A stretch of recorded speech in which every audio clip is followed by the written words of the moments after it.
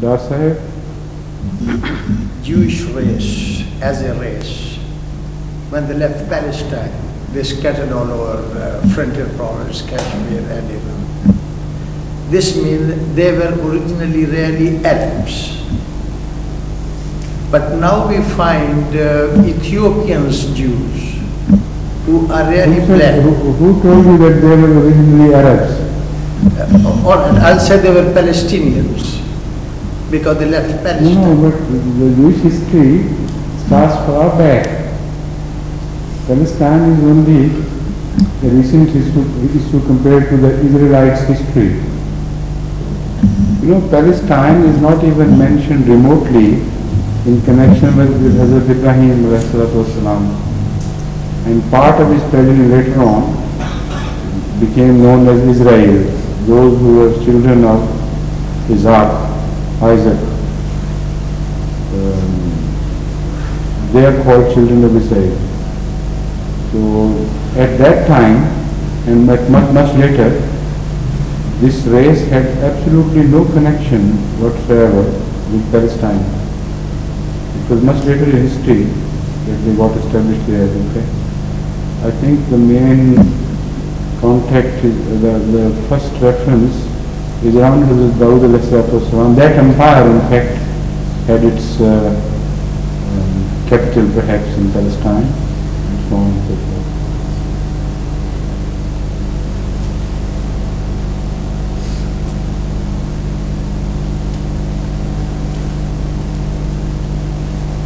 That's how you know when first time Palestine is mentioned in Bible. I don't, sir, but in the age of which prophet? I thought, sir, Musa was given the promise of the promised land. He was promised this land, yeah, but he had never visited before. So perhaps about 80 years after the Exodus, there should be the first contact with the land. But sir, and who was the king or prophet at that time? When was it made the center of the Israel? That is, we know in Bible it was promised to Hazrat Moses, but for 40 years he kept roaming about, and still the promise was not fulfilled because of the lack of cooperation and obedience on the part of his followers. So it was deferred to still 40 more years. What happened then? Do you remember clearly what the Bible states? I don't remember having read Hazrat Moses having entered the land of Palestine. So this is why I'm not very sure about it. I don't think he ever entered, sir. I think it was Talut. So that is around Hazrat Dawood Talut. The first mention that I remember is around Hazrat Dawood. And this is why these Israelites call themselves descendants of Hazrat Dawood. And the world government they conceive is in fact the promised world government to Hazrat Dawood according to them. So they date back to, although they don't believe in him as a prophet, only they call him a king. Yet a king held very high in their esteem because he is the future, from him descends the future world empire of Israel as they conceive it. I think the first king was Talut before Talut. According to some Mufassirin, Hazrat Dawood is the Talut because Jalut was killed by Hazrat Dawood according to the Holy Quran, and according to the Bible it was Talut who killed Jalut. So there are various opinions about this, what happened. Some say, according to Hazrat Muslim, there are two different incidents. Talut was a previous king or a prophet. king, I think, who killed a Jalut. And at the time of Hazrat Dawud salam, another Jalut appeared, who was defeated by Hazrat Dawud salam. So, in fact, if this is what happened exactly, then we should look for two Jalut and two Talut, in the sense that one, original one, and the second only in name, like metaphorically, like Isa and Messiah. So that issue is also to be further investigated. Once I tried to solve the riddle, but before I could finish, I was otherwise engaged. So I think somebody should look into that. In Tafsir Kabir, Hazrat Muslim Maud has discussed this issue at some detail and raised all the points. Why have we had to further investigate this issue? What are the problems? But anyway, when Talut is referred to in Bible, is there the mention of Palestine there? That is the point. As far as I know, not as a country, but that has to be seen. It's a very interesting question which has been raised now. That when is Palestine first referred to in Bible as having been occupied by an Israelite prophet or an Israelite king, according to the Bible? You tell someone, investigate that. I think Naim is a suitable person for this. Yes? I think this question was answered by you in detail about few weeks ago. I was making one clarification then, but the time was too short. Then I could not make it, and since then this question I could not put to you. Now I think about the reincarnation theory. So now the question is, Hindus believe in reincarnation theory that everybody has to get his, you see, in the second generation, if he has done in the first generation something good, he will be in a better position. Now, if we relate that point to the cremation of the body, then why they cremate the body? I think they cremate the body that they don't want that nothing should remain of the body, so that the man should not get that type of punishment or something like that in the second generation. So this is what I said, that this relation between the cremation and reincarnation theory, there is none, in fact. There is no relationship to my knowledge. Only the inferences to be drawn, and everybody can draw his own inferences. We only know the two facts, that they believe in reincarnation and they cremate the bodies. And as far as the reincarnation theory is concerned, it is not possible to relate it to cremation, because they say soul and matter are two different independent things, and soul is neither created nor evolved from matter in the process of birth. They believe that they independently, separately coexist with Creator, that is God. And all these three are eternal: the matter, the souls, and God. And what God does is that He brings them together and joins them together into one individual thing. And that is what we call the phenomena of life in various forms on earth.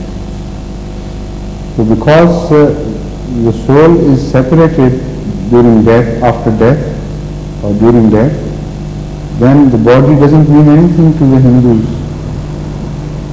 is meaningless, totally meaningless. Because the soul will not return to that body anyway. So there is no point in burning it, because according to the theory, the soul will return to some different body. Sometimes, according to them, while somebody is dying, another person is being born in the same family, the soul may return to that. Because there is no question of the old body being used again, so there is no necessity for cremation, obviously. I do accept that, because you see, the thing is that I believe that this should be. But what I'm saying, the question is of their belief. yes, this is what I'm saying, that their own reincarnation theory will fall down. And that's what I say, that if on one side they are doing this, Why do you advocate for this theory while they do it themselves? we believe this is. You want to give them a talk, temporary talk, but still it will not do anything. You think it makes a better story for Hindus, for the sake of Hindus, if they connect it with cremation. That's what you think. But they don't do it. Adherents of Shia faith, they offer as explanation of their faith two ahadith. One is that at some time Nabi Akram sallallahu alaihi wasallam covered Hazrat Ali radhiyallahu anhu, Hazrat Fatima radhiyallahu anha, Hazrat Imam Hassan Hussain with a shawl and said, "These are my Ahl-e-Bayt, O Allah Ta'ala." And then they go on to say that Nabi Akram sallallahu alaihi wasallam has said that whosoever follows the Holy Quran and Ahl-e-Bayt, they will be rightly guided, and of course by implication whosoever leaves these two will go astray. And this is one of their explanations for their faith. Now the fact is that according to the mention of Ahl-e-Bayt in Quranic terminology, it can be used for two purposes. Physical blood relations can be called Ahl-e-Bayt strictly speaking. And also spiritual relations who follow a prophet can be called Ahl-e-Bayt. For instance, and also according to the principles laid down very clearly in the Holy Quran, and also inferring from some traditions of the Holy Prophet himself, peace be upon him, we can safely infer that when the two terms as applied to the spiritual Ahl-e-Bayt and the physical Ahl-e-Bayt come to clash, Allah would prefer the spiritual term and sacrifice the physical term. In contradiction to this, when they stand against each other, then the physical term falls down and it's meaningless. Only the spiritual term remains. And this is made obvious when we read the account of Hazrat Noah's son being drowned. Allah had promised him categorically that your Ahl, the word Ahl is used, will be saved. And when Hazrat Noah saw his own son being drowned, he put the same question to God, reminding him of the promise. And what was the answer? إِنَّهُ لَيْسَ مِنْ أَهْلِكَ إِنَّهُ عَمَلٌ غَيْرُ صَالِحٍ. He is not from your Ahl because he is a man of bad conduct, evil conduct. So there, both these terms stood against each other. Spiritual Ahl-e-Bayt and the physical Ahl-e-Bayt. And the Holy Quran declares, or Allah declares there, that because he is not also your spiritual Ahl-e-Bayt, so he ceases to be your Ahl-e-Bayt in any sense. So this term Ahl-e-Bayt is used in two senses: physical Ahl-e-Bayt and spiritual Ahl-e-Bayt. Now three possibilities crop up. Number one, physical Ahl-e-Bayt who are not spiritual Ahl-e-Bayt, they will cease to have the right of being called Ahl Bayt. Physical Ahl Bayt were also spiritual Ahl Bayt. They are positively, without doubt, without debate, Ahl Bayt of the first degree. Spiritual Ahl Bayt alone, who have no blood relationship, that is also established by a tradition of the Holy Prophet, peace be upon him, which is acceptable to all the Shiites. As much as I know, this is an expected fact so much that in Ashram and Vashya we count one Ahl Bayt who was not even distantly related to Muhammad through blood relationship, who was not even a Arab. And I speak of Hazrat Salman Farsi, because Muhammad sallallahu alayhi wa sallam categorically declared him to be Ahl Bayt during Azab and addressed him as Salman, and he called him Salmanu Minna Ahl Bayt. These were the words used about him. So all the Shiites include him in the 10 chosen ones, about whom their traditions were given by Hazrat or to him by Allah. And he is counted as Ahl Bayt while he has no relationship. So there was a particular occasion when Ahmad sallallahu alaihi wasallam in his sheet covered around, he covered his physical Ahl Bayt, who were also spiritual of course, in his sheet. He wrapped the sheet round all of them and said, these are my Ahl Bayt. Because that was the occasion of Mubahala. For Mubahala, Ahmad sallallahu alayhi wa sallam wanted to take his own progeny. Because when somebody is challenging another person and says that you are false and I am right, then if he offers his followers a sacrifice, this is not the right way to do things. If he is a false man, imagine this. If he is a false man, then that who is dear to him is his blood relation, not the spiritual relation. Because then he is a fraud. And in Mubahala, this is the question, this is the issue in fact.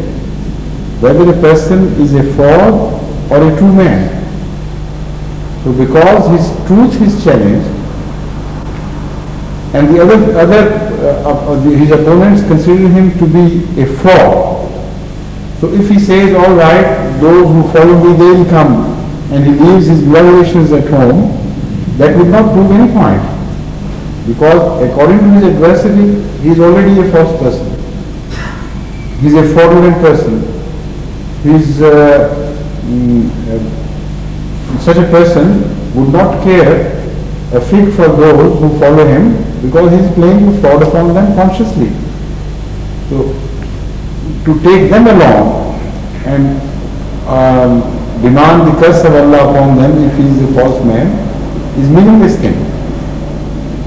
But even a false person loves his own progeny, his own blood relationship. So in Mubahala, they are the more important people.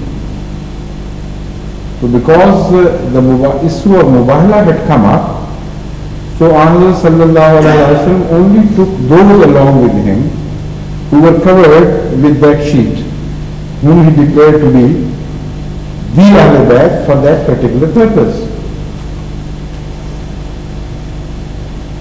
You understand the point, or you want some further clarification? So I didn't know about the incidents of Mubahala. I would like to know some more details. And the other smarter question along with it is, why didn't the Holy Prophet ﷺ include his wives as part of Again, they are not blood relations, not progeny.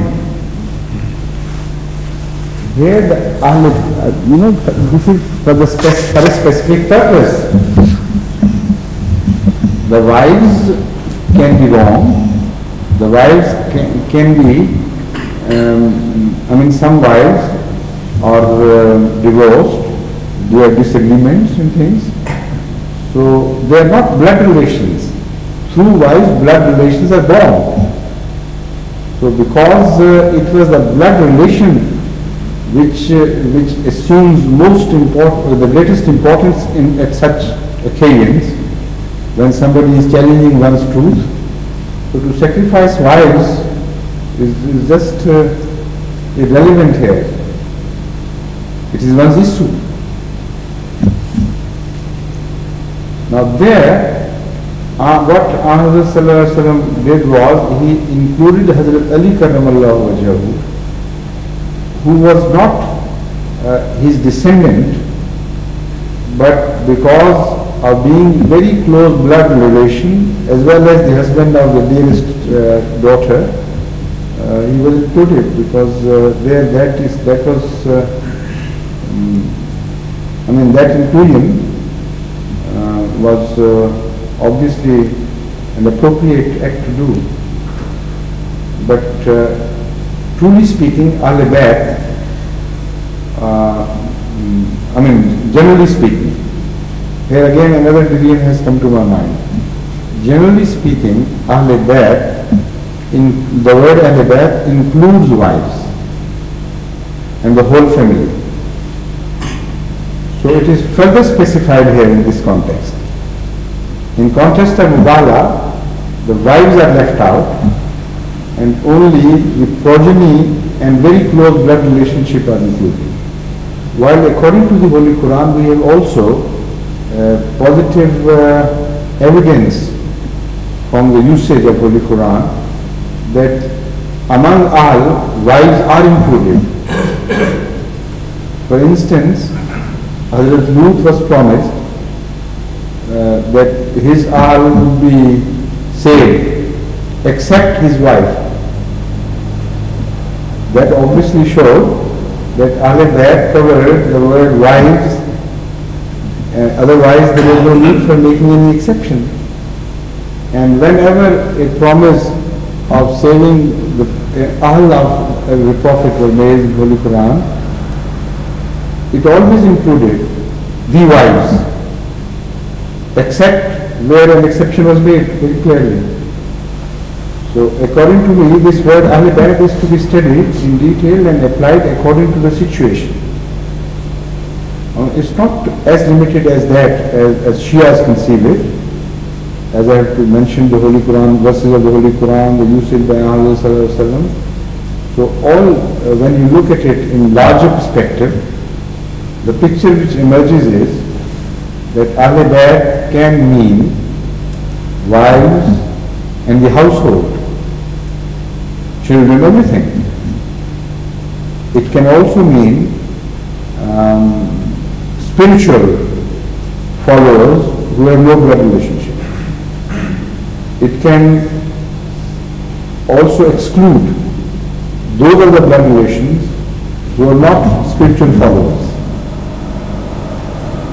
And it can also be further limited to the exclusion of wives only to direct blood relationships and no more. So all these are facts, and they don't contradict each other. They are just in a larger denomination they fit in. Is it clear? Yeah. What were the details of that Mubahala, sir? It was against the Ahmad Sallallahu Alaihi Wasallam, when rejected, was ultimately permitted by Allah to challenge his opponents to Mubahala, and said, the Holy Quran told him to challenge them and to tell them to bring their families, their Ahl, and he would bring his Ahl along, and then pray to Allah that whichever party is false, it should be cursed by Allah. And then see the result, what happens. So that was the occasion where the verse of Mubahala was mentioned. And only those, according to traditions, were taken for that Mubahala, which were also surrounded by that sheet which is mentioned in this tradition. But I don't think actually the other party came from Mubahala. Really? Somebody can throw light on this? Hafsa?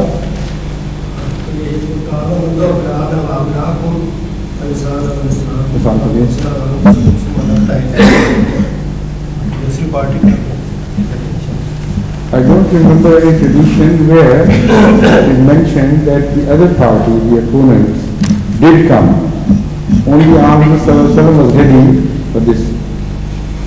Now, the Nisana wa Nisaakum, according to the Shiites, perhaps that is the objection. The word Ahl is not used here in this context. Nisana wa Nisaakum is used. And according to some traditions, only those were taken along from Mubahala, which, as I have mentioned, were surrounded by that, enveloped by that sheet. So, because Mubahala did not take place actually, I think it has to be further investigated what did happen. Because it's impossible for Ahmad sallallahu alaihi wasallam to retain his wives with the knowledge that according to the Holy Quran, they are not worthy of being his wives. If the word Nisa, according to Ahmad sallallahu alaihi wasallam, covered wives as well. It was not only just a detail of Ahl. Then the situation would be that Allah told him to take his wives as well, because they were covered by the word Nisa. And he did not, because Allah must have revealed to him that they were not worthy of it. If that had happened, then he must have divorced them altogether, because then there was no Wajib Mutahara. So it's a very, very serious allegation against the Ummahatul Mu'mineen and against Ahmad sallallahu alaihi wasallam himself. Because no other inference can be drawn from the Shia position but this. You understand the implications? So from this I infer that it's only the explanation of Ahl, the word Ahl in context of Mubahala, which we find here in this verse. And otherwise, you'll land into very serious problems.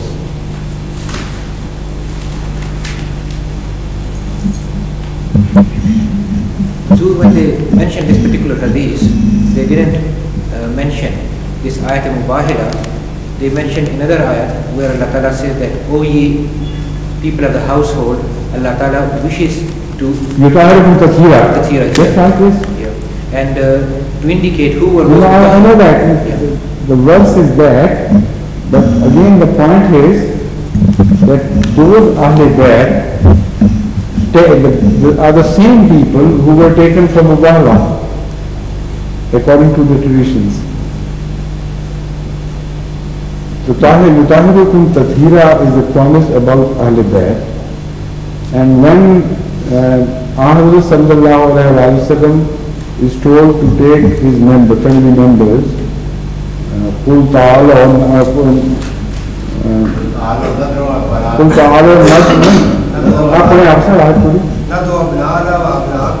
قل تعالوا ندعو أبناءنا وأبناءكم ونساءنا ونساءكم ثم نفتهل وأنفسنا ثم نفتهل. In this verse, according to the Shias, only those were included who were also included at the time of when the other verse was revealed. So this is why I am connecting both these. According to the Shias, and there is another verse where Allah Ta'ala promises that read the whole verse.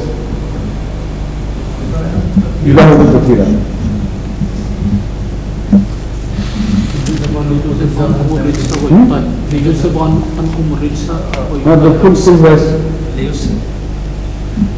There are addressed as Ahle Bayt there.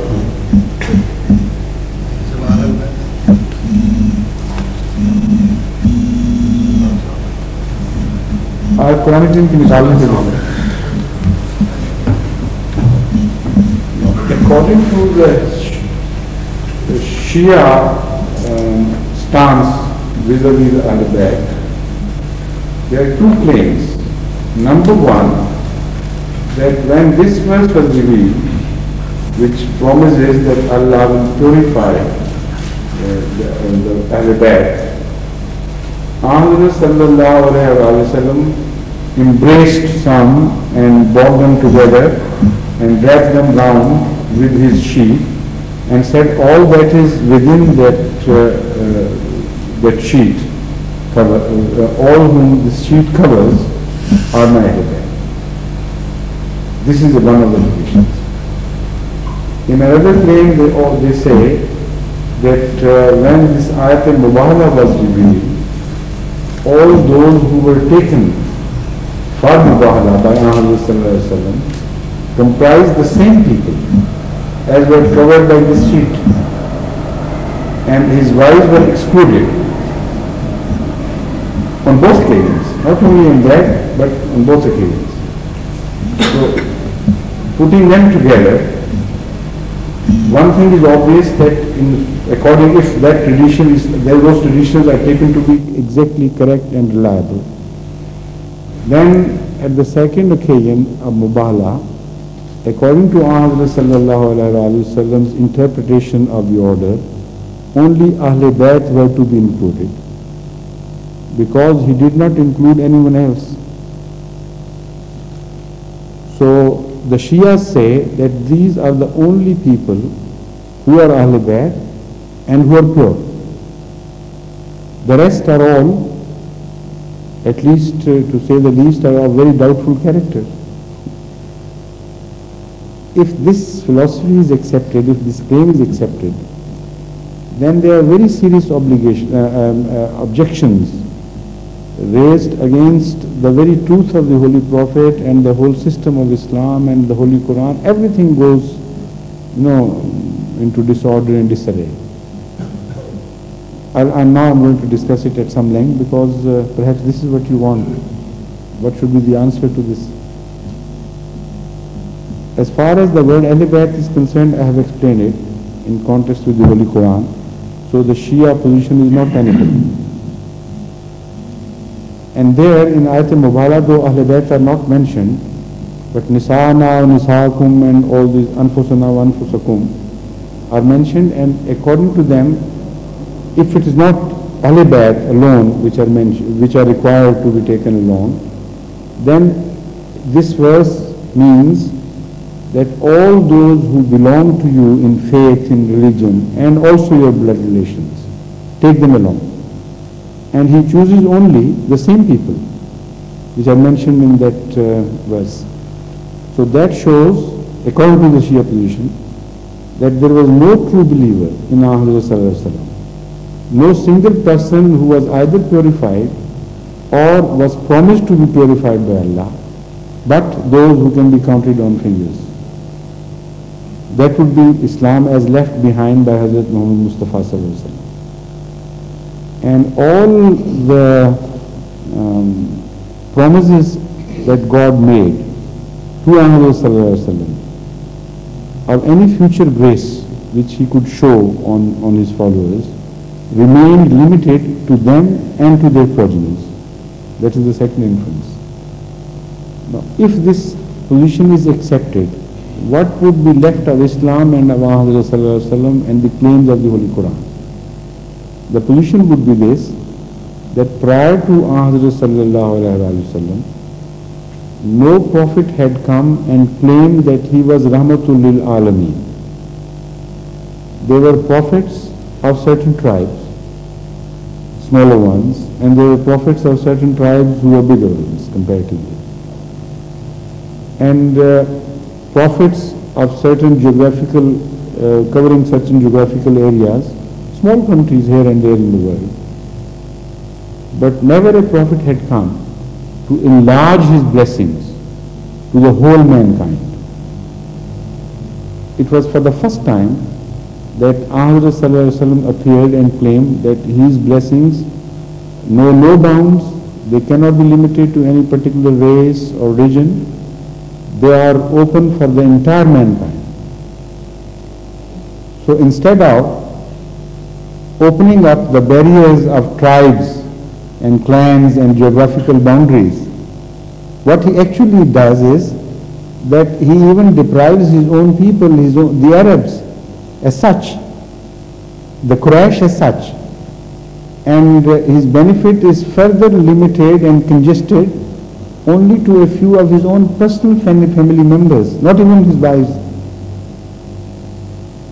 All are excluded from his benevolence and his Allah's graces through him. So what sort of claim that is? Rahmatul lil Alameen. He is in fact most stingy in bestowing his graces to his followers than any other prophet before him, because none in history is known to have limited his benefits entirely to his own offsprings, even excluding his wives. Hazrat Ibrahim, for instance, according to the Christians, are believed to be, at least, of course, they believe that all he left was for just one son and his progeny, but they include his mother at least. Jesus Christ, peace be upon him, included his mother in the flow of benefits spiritual benefits from him to her. And all of the prophets which are mentioned are spoken of as spreading their spiritual benevolence and acts of goodness to all their followers and people. What would be the position of Ahmad sallallahu alaihi wasallam, who, according to the Shiites,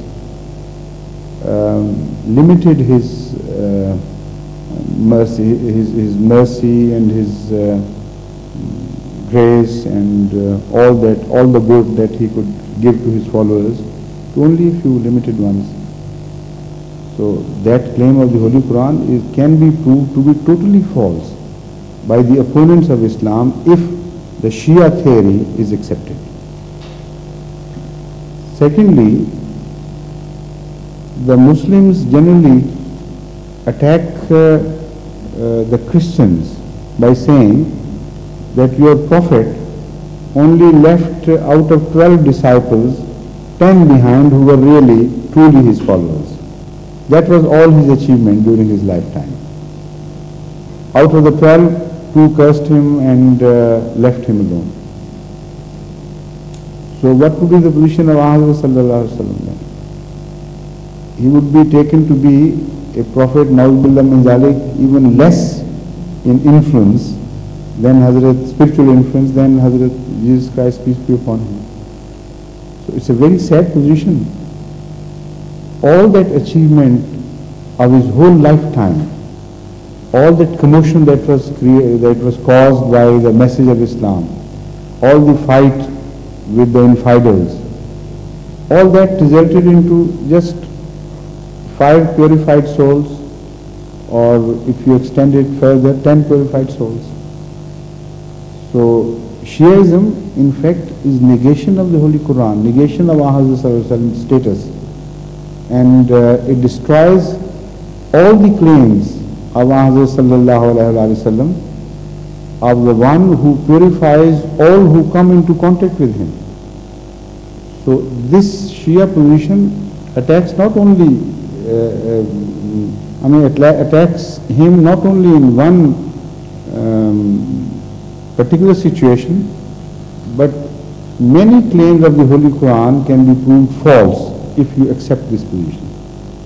For instance, in Surah Jumu'ah, the Holy Quran declares Ahmad sallallahu alaihi wasallam to be a prophet who is muzakki. وَالَّذِي بَعَثَ فِي الْأُمِّيِّينَ رَسُولًا مِّنْهُمْ يَتْلُو عَلَيْهِمْ آيَاتِهِ وَيُزَكِّيهِمْ وَيُعَلِّمُهُمُ الْكِتَابَ وَالْحِكْمَةَ. Here Ahl Bayt are not mentioned at all. The whole Ummiyyin are mentioned. A prophet was raised from an unlettered people, and once he is raised, he recites to them the verses which are revealed to him by Allah, ayatihi, وَيُزَكِّيهِمْ وَيُعَلِّمُهُمُ الْكِتَابَ وَالْحِكْمَةَ. First he purifies them and then the process of revelation takes place. Let me see. بَعَثَ فِي رَسُولٍ مِّنْهُمْ يَتْلُو عَلَيْهِمْ is the first. يَتْلُو عَلَيْهِمْ آيَاتِهِ وَيُزَكِّيهِمْ وَيُعَلِّمُهُمُ الْكِتَابَ وَالْحِكْمَةَ. That means four things are mentioned in order of preference. Number one, he receives revelations from Allah and conveys those revelations to the illiterate Arab among whom he was born. The second thing is, he doesn't wait for educating them. His very presence is a source of purification, and he begins to purify them. And the third is, after purification or along with purification, he teaches them knowledge. And the fourth is that he teaches them the philosophy of the knowledge which is revealed in the Holy Quran. Not only just mere facts, but the philosophy behind it. To whom is he doing all this? To Ahl Bayt? That is not what is mentioned in the Holy Quran. The Holy Quran says to the entire Arab people among whom he was born. Not only this, to the entire world which is taken to be Ummi at that time, to whom he is addressing. And the actual fact, according to the Shia philosophy, is that he could not purify even his wives, even those who believed in him and fought with him in so many battles, and who gave up their lives, who were martyrs for the cause. Only 10 was his entire achievement. So this verse also falls. And all the verses referring to the Sahaba Kiram as Raziyallahu anhum wa razu anhu, where would they go then? They would become meaningless if that is what happened. That only 10 or 5 of his descendants were truly purified people. So the Shia philosophy is in fact a negation of entire Islam. There are two mainstays of Shia philosophy. Number one, to limit the benefits of Hazrat sallallahu alaihi wasallam to a few of his descendants alone. The second is that Hazrat Ali Karamallahu Wajhahu was the first caliph in reality, in spirit, truly so, while all the other claimants to caliphatehood were false claimants. They were impostors. This is the second pillar of Shia philosophy. And both these pillars are in fact a source of destruction and annihilation of all that the Shias themselves stand for. That is Islam in every respect. When you further analyze these claims, the second part of it, then I'll explain how the whole edifice of Shia philosophy crumbles down to earth and everything becomes meaningless. If that philosophy is accepted, that claim is accepted, then the position would be that Hazrat Ali would be much less in stature to his own descendants who gave up their lives in Karbala and stood honorably for the cause they pleaded, for the principle of truth, and they sacrificed everything. Now they drew their piety or their status from Hazrat Ali Karamallahu Wajhahu. And while Hazrat Ali Karamallahu Wajhahu himself was not up to the mark according to the Shia standards, when the question of his status came up, was in fact challenged.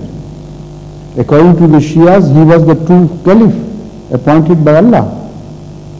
And the caliphate which descended into his progeny, who gave up their lives at the time of Karbala, was only what they inherited from spiritually, according to them, from Hazrat Ali. But what was the character and conduct of Hazrat Ali himself?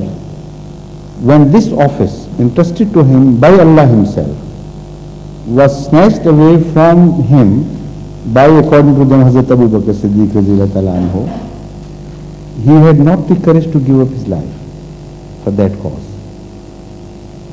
According to the Shia traditions themselves, he accepted back at the hand of Na'udullah min zalik, an impostor. Why? They said he was threatened for his life. So this was the status of Hazrat Ali, that when threatened for, when his own life was threatened, then he gave up his principles and accepted that at the hands of an impostor. So if a true Imam accepts that for whatever reasons at the hands of the chief of all impostors, what would be his position? To what would he be reduced? Now this happened again at the time of Hazrat Umar. Still he did not repent, and he accepted his bad, and then again it was repeated third time at the time of Hazrat Usman radhiyallahu anhu. So where is their imamat gone then? Nabuwwat is destroyed by their first claim, because Hazrat sallallahu alaihi wasallam is negated by the Shia philosophy. At least he is not the same prophet as mentioned in the Holy Quran then. And their imamat is negated by their second philosophy, that of Hazrat Ali being the first caliph, the unbroken. There is an unbroken link of caliphate according to them, and the caliphate or imamat they call it, never ceases. It is a continuity. So according to them, Hazrat Ali was a continuous Khalifa, was the first Khalifa, and he remained to be Khalifa all along that period, when ultimately he started accepting that as the fourth Khalifa. This is the Shia philosophy. So this philosophy hits at the roots of imamat as well. This is what I am trying to explain. Some Shias, when I have been discussing this matter with some Shia scholars, some Shias, when they heard this, they came out with an excuse. They say, well, we don't believe that Hazrat Ali gave his hand into the hands of any Khalifa for bad. This is all a fabrication which has been concocted by some most Sunni traditionists. Now, this is a false attitude. It has no substance in this Shia claim, because in fact all the knowledgeable Shia scholars admit that Hazrat Ali Karamallahu Wajahu gave his hand for bath into the hands of Hazrat Abu Bakr Siddiq and the rest. The truly knowledgeable Shias don't take this position. What they say is that Hazrat Ali was compelled. People were sent by Hazrat Umar, for instance, according to them, with firewood, and they were prepared to burn him along with his family in his own house if he did not accept Hazrat Umar radhiyallahu ta'ala anhu as the first caliph, as the second caliph. Or maybe I think it was, according to them, Hazrat Abu Bakr who sent Hazrat Umar. I am not very clear on this. It was long ago when I read it. But the incident did take place according to them, whoever were the personalities involved. One of the caliphs sent some people ready to burn his house and burn him and his family alive in that house if they did not succumb to the demand that they should give their hand in bath to the then caliph. This is very clear, undebatable fact according to Shias. So that then he was compelled. So they say this is the excuse. But that excuse has no leg to stand upon, because he was an imam. All the message of Karbala was negated even before the Karbala took place by the founder of that progeny, Hazrat Ali Karamallahu Wajh. He said, when such an occasion comes, we should save your necks and give up your hand, give up your faith. So that is not acceptable. But even if they take this stance, suppose some Shias say, no, we don't believe, he never accepted that, then the second question would still come up. Did he take bath? Now, if he did not take bath at the hands of others, did he accept bath at his own hands or anyone? For that, the Shias have no answer. During the first caliphate, he did not accept a single person's bath. During the second caliphate, the same thing was repeated. During the third caliphate, the same thing was repeated. So if an imam is present, he must give chance to people to follow him. While he is seeing people, observing people, to follow an impostor, he keeps quiet. And according to Hazrat Rasul Kareem sallallahu alayhi wa sallam, whoever finds the age of a true imam and dies without accepting him, without accepting his bai'at, dies the death of Jahiliyat. So the blood of all those people who died during this period of the first three caliphs will be on the shoulders of Hazrat Ali Karamallahu Wajhahu according to the Shia philosophy. He was the true imam. He did not accept the hands of a single person during that imamat, in the first phase of that imamat.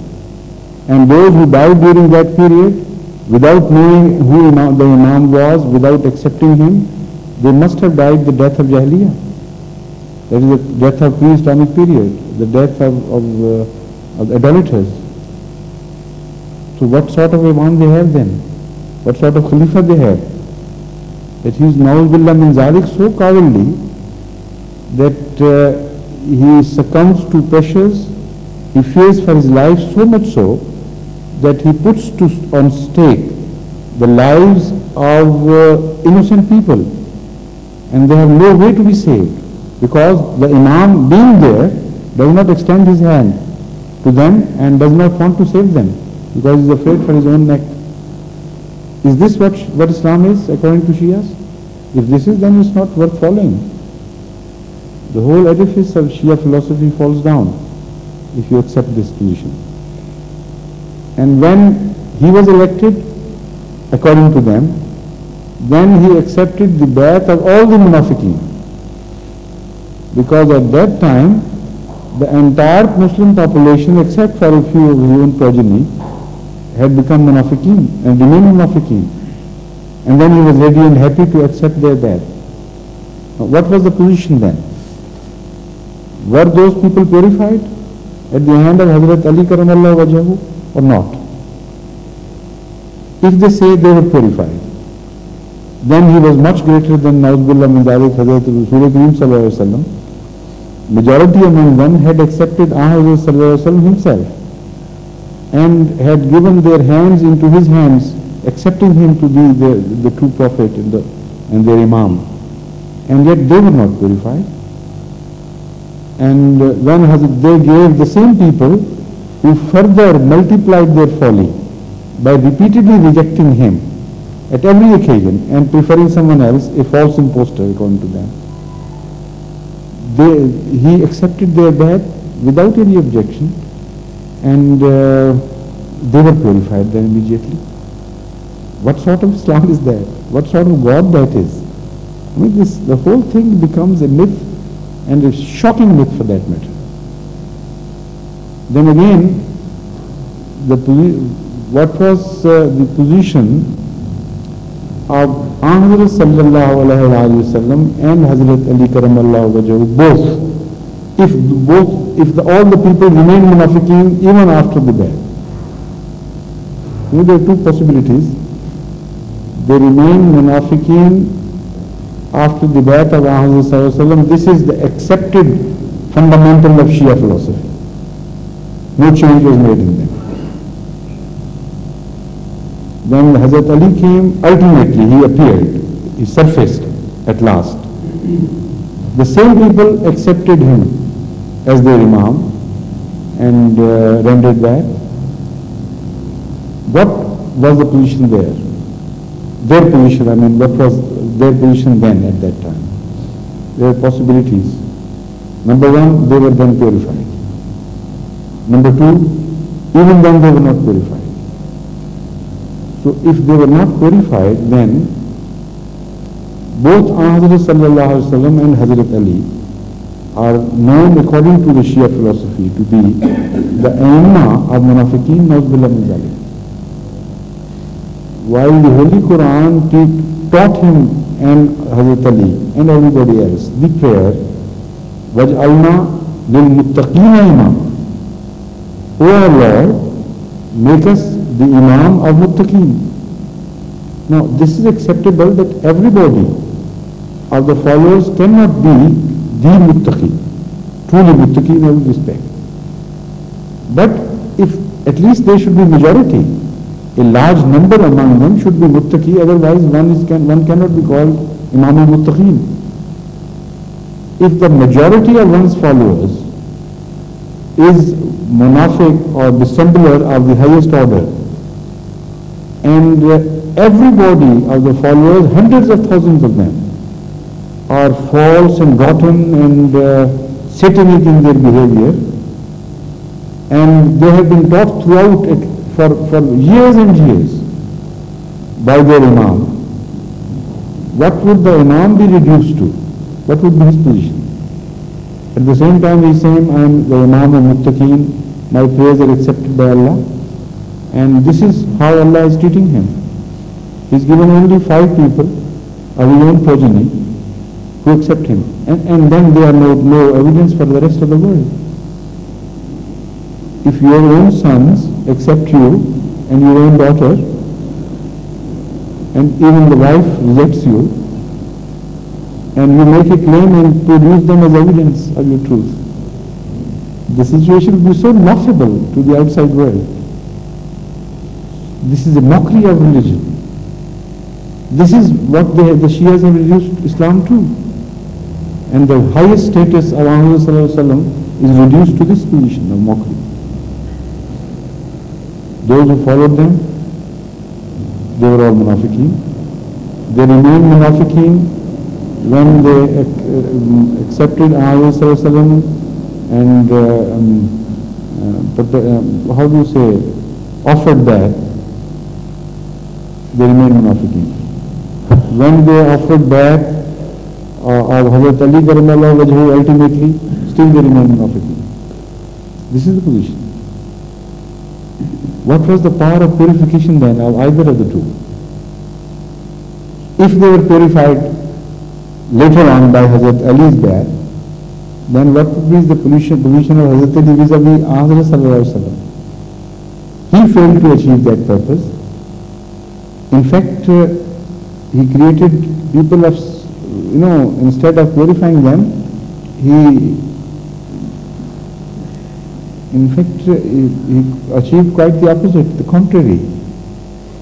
He was rendered further useless and meaningless, and they even could not stand up to the previous Arab standard. This is what I mean. The Arabs had at least some conduct, some loyalty, some nobility in their character even during pre-Islam period. And the whole Arab literature is an evidence of this, what I say. The Arab character was known to be a very high order in certain respects. For instance, they were good friends, they were loyal servants, they stuck to their tribal traditions, and they were faithful to their masters, and so on and so forth. And they offered sacrifices for the sake of what they believed in. But the followers of Muhammad and the followers of Hazrat Ali, what would be their status according to the Shia philosophy? So everything goes to rot. Nothing is left, either of Islam or of Hazrat Shiaism itself, or even of the Arabs' characters. So this is not acceptable. this is a degradation of Hazrat Ali's position, not to mention Hazrat Sallallahu Alaihi Wasallam. Yeah. Yes, please.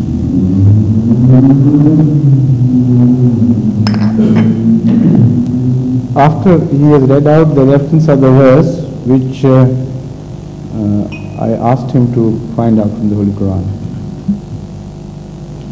This is in Surah Al-Ahzab, the verse number is 34. The full text is, وَقَرْنَا فِي بُيُوتِكُنَّ وَلَا تَبَرَّجْنَا تَبَرُّجَ الْجَاهِلِيَّةِ الْأُولَى وَأَقِمْنَا الصَّلَاةَ وَآتِينَا الزَّكَاةَ وَأَطِيعْنَا اللَّهَ وَرَسُولَهُ إِنَّمَا يُرِيدُ اللَّهُ لِيُذْهِبَ عَنكُمُ الرِّجْسَ أَهْلَ الْبَيْتِ وَيُطَهِّرَكُمْ تَطْهِيرًا. Now here mainly the wives are mentioned, obviously. So they connect this this verse. Is that so? They connect this verse to that incident of the sheet. So this is a very strange thing, because this has to be investigated further. Because obviously the wives are mentioned. Karna fi buyutikunna is not, and again this is no male member is mentioned here. How Hazrat Ali could be included? Do they claim that Hazrat Ali was also included in that? And his sons? Yes? Hazrat Hassan, Imam Hassan, Hussain, I remember, they were at least included. So that means, according to Shias, Hazrat Sallallahu Alaihi Wasallam did not understand the simple plain Arabic. So this is a surprising thing, that the Karna fi buyutikunna does not include any male. This address is only for the feminine. According to the Arabic grammar, rules of Arabic grammar, if masculine gender is adopted in addressing some people, it may include the females as well, and it does. Mostly in the national addresses, in addresses to the larger denominations, only masculine gender is adopted. But it does include, most often than not, the female members as well. But if the females are addressed, the males are positively excluded.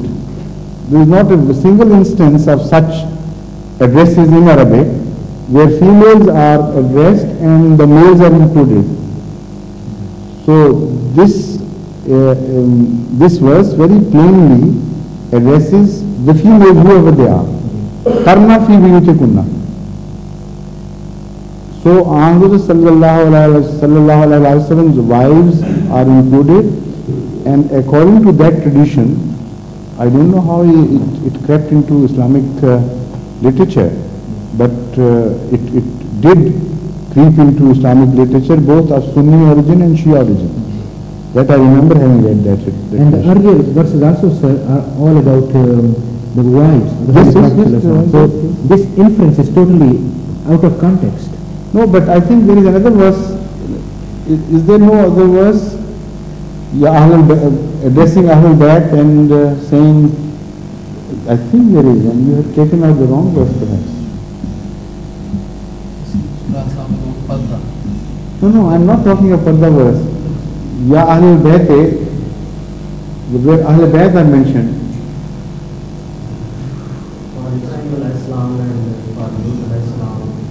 No, in reference to Ahmad sallallahu alaihi wasallam, is there a verse where Ahlul Bayt are mentioned as such? That is the question. And where Yutahirukum Tathira is the promise made to them.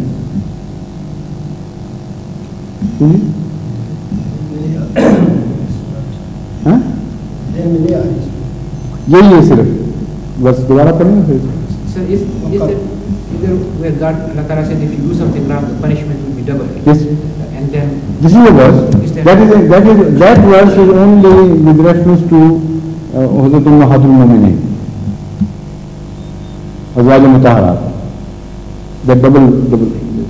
But it may also include other female members. I mean, but obviously the wives are mentioned.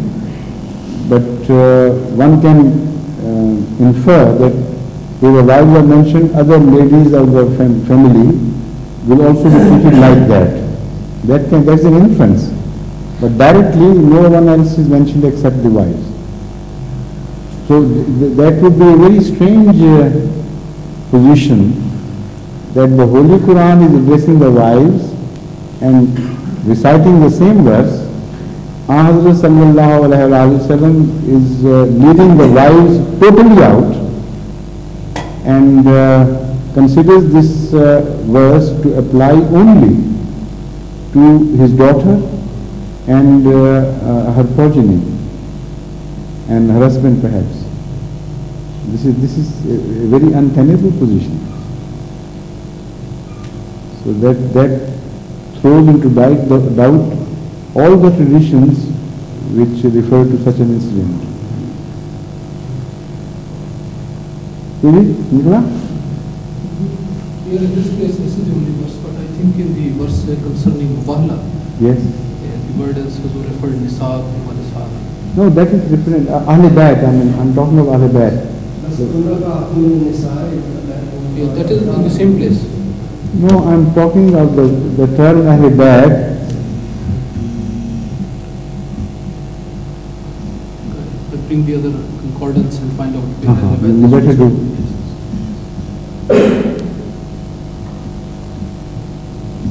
The word Ahl is definitely used with reference to prophets in the Holy Quran at more than one occasion. And this is also proved that that word includes the wives as well.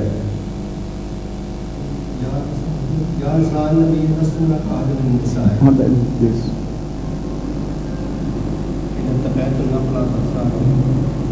पूरी याद पढ़े ना आगे फिर हाँ आगे फिर आगे पूरी पढ़ते जाएं वकरना फी बुयूतिकुन्ना वला तबररजन तबररुज जाहिलियत वाक़िमना सलाता वाक़िना ज़काता वाअतिना अल्लाह व रसूला इन्नमा युरीदुल्लाहु लियुज़हिबा अन्कुम रिज्सा अहल बैत। हाँ यही जो है अहल बैत यहाँ आता है। हाँ जी हाँ वो तो मैं कह रहा था कि अहल बैत की रेफरेंस से आता है। दिस इज इट तो पूरी याद नहीं पढ़ते थे। This is what he meant. Use it. इन्नमा युरीदुल्लाहु रिज्सा अहल बैत। इन्नमा युरीदुल्लाहु लियुज़हिबा अन्कुम रिज्सा अहल बैत व युताहिरकुम तत्हीरा. This is the verse which I was looking for. This is the verse which according to them Ahmad recited. And here the word Ahl Bayt is obviously referred in context of his wives, because it's only the wives which are being mentioned here in the previous verses. And according to the Shias, when Ahmad sallallahu alaihi wasallam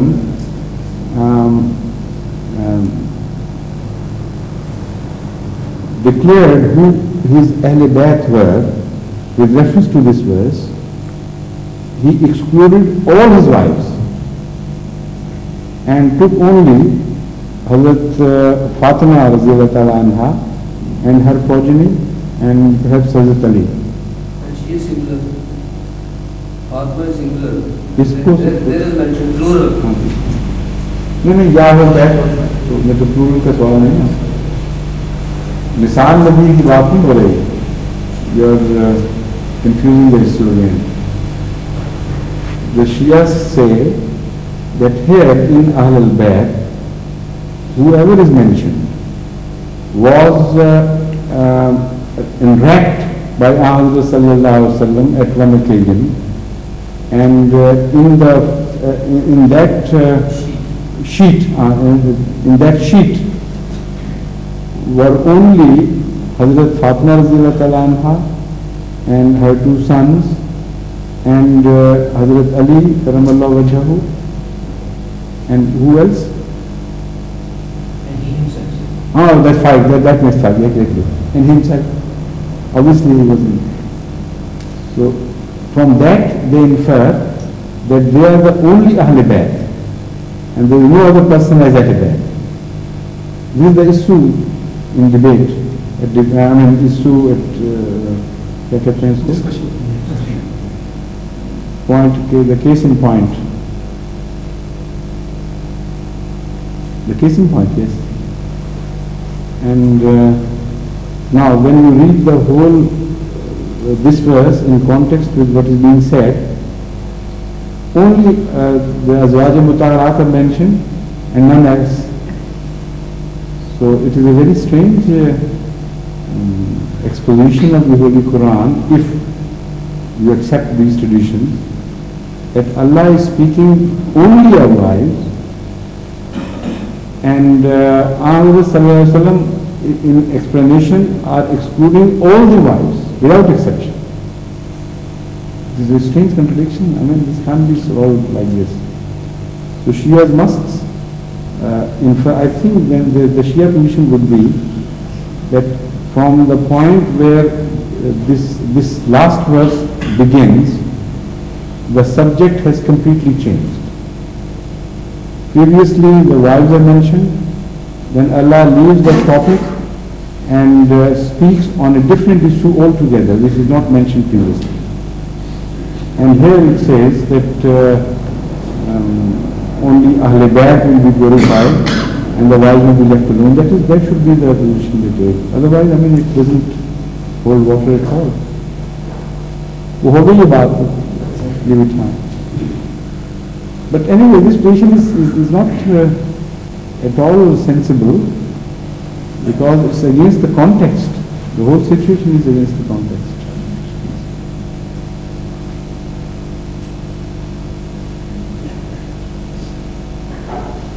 And moreover, even when you read the mention of Hazrat Lut's wife being left out, one doesn't like it, you know.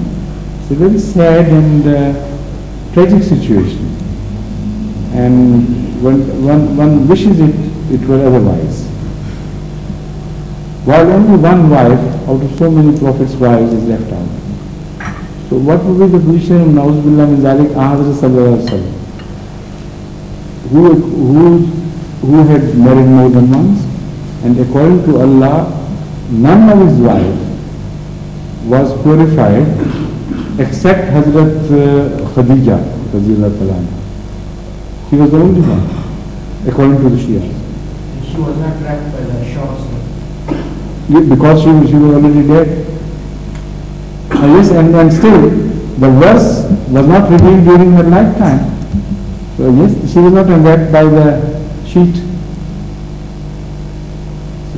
Fantastic.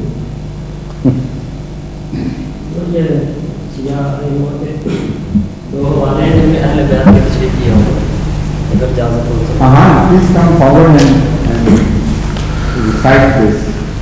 हज़रत इमाम जाफ़र सादक रज़ी अल्लाह अन्हु फरमाते हैं, मन इत्तक़ल्लाह मिनकुम व अस्लहा फ़हुव मिन्ना अहलल बैत।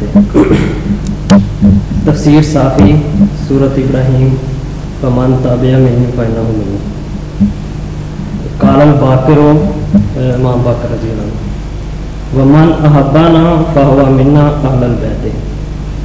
तफ़सीर साफ़ी सूरत इब्राहीम ज़ेर आयत फ़मन ताबिअनी फ़इन्नहु Minni. Yet despite that, they stick to their guns. They say at the lifetime of Allah Sallallahu he was the only five. He included. That is Allah Sallam and Hazrat Fatima, Hazrat Talanha, Hazrat Imam Hassan, Imam Hussain and Hazrat. So during debates with Shia scholars, they must have given some other explanations to these references you are reading. But if that is accepted, then as I have told you, we should better leave Islam and look for another more reasonable religion. Do you give any authority for holding on those by any authority on that? This is what is being discussed. A tradition is being presented by the Shias in the favor of their claim, which says that in reference to this verse, in which it was promised by Allah that Allah would purify the Ahl Bayt and remove all elements of filth or undesirable elements from the lives or the persons of Ahl Bayt. In reference to this verse, according to the Shias, Hazrat sallallahu alaihi wasallam called Hazrat Fatima radhiyallahu ta'ala anha, her two sons, and her husband Hazrat Ali karamallahu wajhahu, and brought them close to himself, and then wrapped his sheet round all these five and said, "We are the Ahl Bayt," in that way. And he also recited this verse which has been mentioned. So according to the Shias, that was an exposition of the verse, and because all else were excluded, even the wives, so when the Holy Quran said Ahl Bayt, Allah only meant these five people and nothing else. This is the basis. But if you accept this, then you accept it at the cost of all other claims of the Holy Quran itself. And the status of Muhammad sallallahu alaihi wasallam is reduced to a prophet which is much less in stature than any other prophet before him. While the fact is that he is the highest and the loftiest in stature than all prophets before him. So these two claims cannot stand together at the same time. Please. Yes. I want to know that is it right that according to the Shia's philosophy there is a contradiction in the Hazrat Ali's life, in the first life and the last life, when Hazrat Ali accepted the first, third, three caliphs, and he showed cowardness, and in the last, when he himself was accepted as caliph. Yes, he was a lion and he was brave in the मुकाबले में Hazrat Aisha and Hazrat Amir Muawiyah. Is it a contradiction in his own life?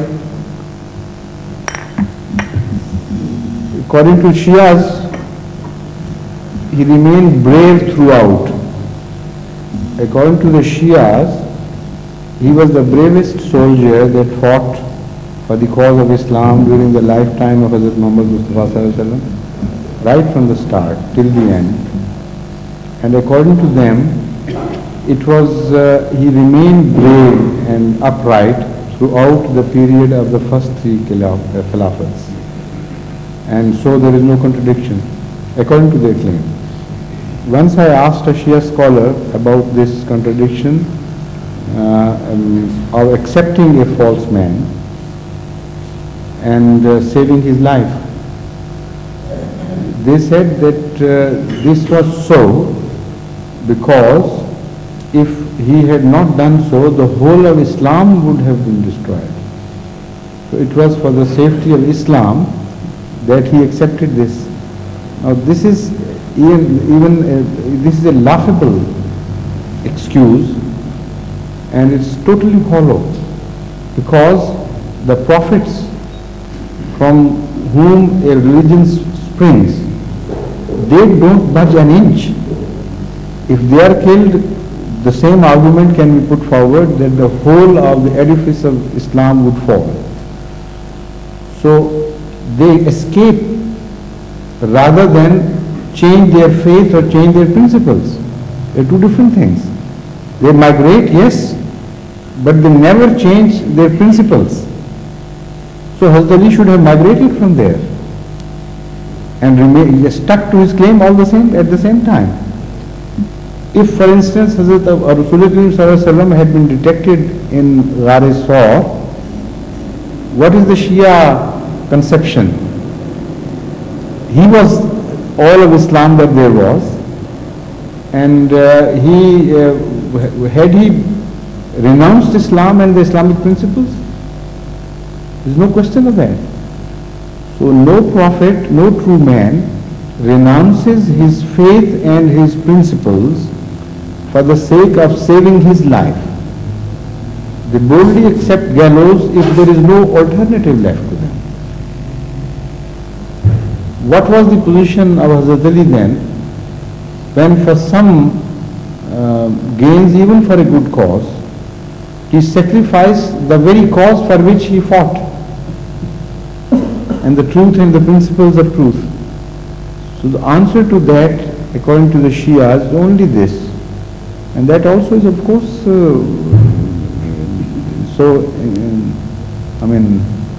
such a mad answer. They say that this is where taqiyya comes to help. According to this philosophy of taqiyya, a person, according to the Holy Quran, is permitted to tell a lie to save his life or save himself from some embarrassing situation. That is called taqiyya. So if taqiyya is one of the fundamental principles of Islam, and it was adopted by Hazrat Ali Karamallahu Wajahu, why didn't he tell his own sons to come under the cover of taqiyya and save such pious innocent blood? They didn't know anything of taqiyya at that time. They could have adopted.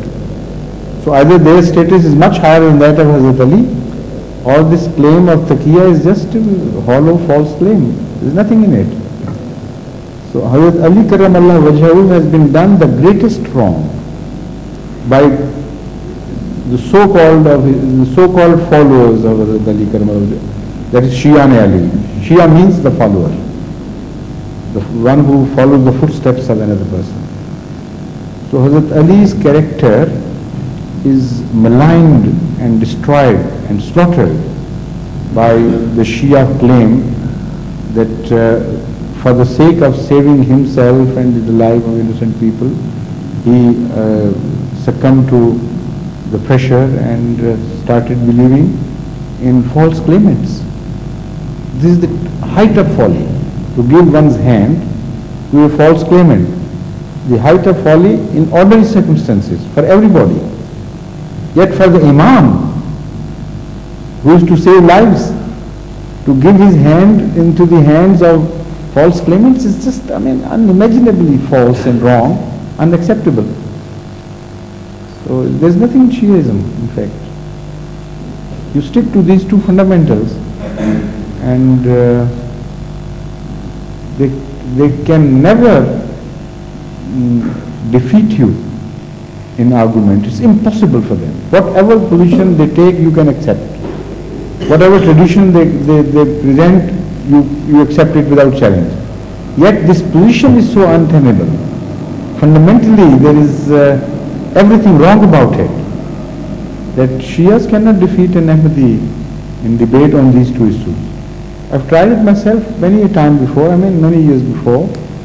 Once I remember a Shia scholar from Jhang came, who claimed to be a man of a very high repute and a highly respected person around, and he was quite knowledgeable too.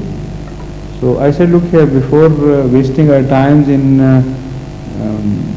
rejecting traditions put forward by both the camps, that your tradition is wrong and your tradition is wrong and mine is right, then this is the fight going on for centuries between Sunnis and Shias. Let us first discuss the very philosophy, the fundamentals of Shiaism, and these were the 2 points raised by me. So, because he was a very knowledgeable person, he didn't take those untenable positions which are generally taken by ordinary ignorant people among Shias. So he listened to me and he said, look here, when I have an answer, I'll come again, and after investigation, I'll meet you again. And I waited until I came to London this time. He never returned.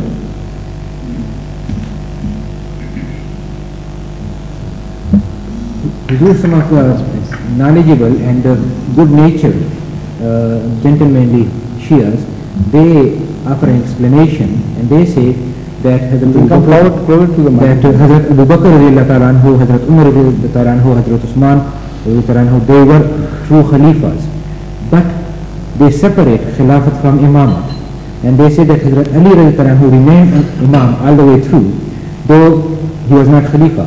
So he was the fourth Khalifa. But this position is not taken by the Shia clergy. because they think it is kufr to say that. And they know why. Because an imamat, the post of imamat according to them is in instances even higher than Nabuwwat. Not to mention Khilafat. Because according to their claims, Hazrat Ibrahim alayhi salatu wasalam was made prophet before he was made imam. And while he was a prophet, it was promised to him by Allah that he would make you also into an imam, which was a high status according to him. So how can they believe that a true imam is rejected by a khalifa and he accepts him as his khalifa? If it is possible, then why didn't he accept Hazrat Muawiyah as well? 3 times before he had committed that, and in the 4th instance ultimately he repented and changed his position. Nothing is tenable in Shia philosophy, as I told you. It doesn't hold water.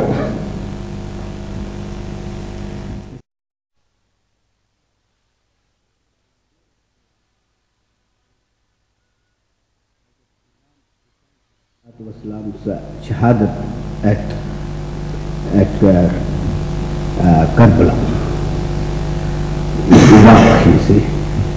Now, that is a very deplorable for all the Muslims throughout the world. Now, very tragic, no doubts on this. What I say now, that he was related towards Arab, to Hijaz at that time, then to Kufa and Iraq. Now this Shiaism spreaded to that side, and the second point what I wanted is, one of the Shia friends was telling that Shimar was not asked to behead the Hazrat Imam Hussein, but he did it on himself when he has taken his head before Yazid. So he was rebuked. Do the Shia say that? Well, one of the Shia friends, that's what I wanted. This is not the position generally adopted. Yes, I mean, this is the first time I am hearing it, that Shias can take such a position. In fact, they even go further than Yazid. They say all was done at the behest of the Caliph himself, you know. So this is what they believe. So they condemn them all roundly, completely. If this position is accepted that Shimar did it on his own behalf, then even Yazid is absolved. Everybody else is absolved. That's they say that he was starting beating his chest, and that's why they have started this this Shias have started beating their chest and this and that. I know, but this is not the position adopted generally by the Shias.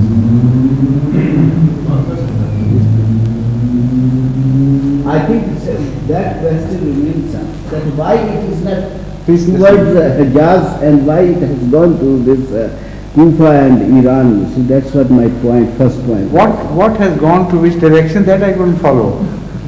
No, what I was saying, that Hazrat Imam Hussain is a shahadat. No doubt, it is very tragic. What I say that during that time, the capital of Islam was divided.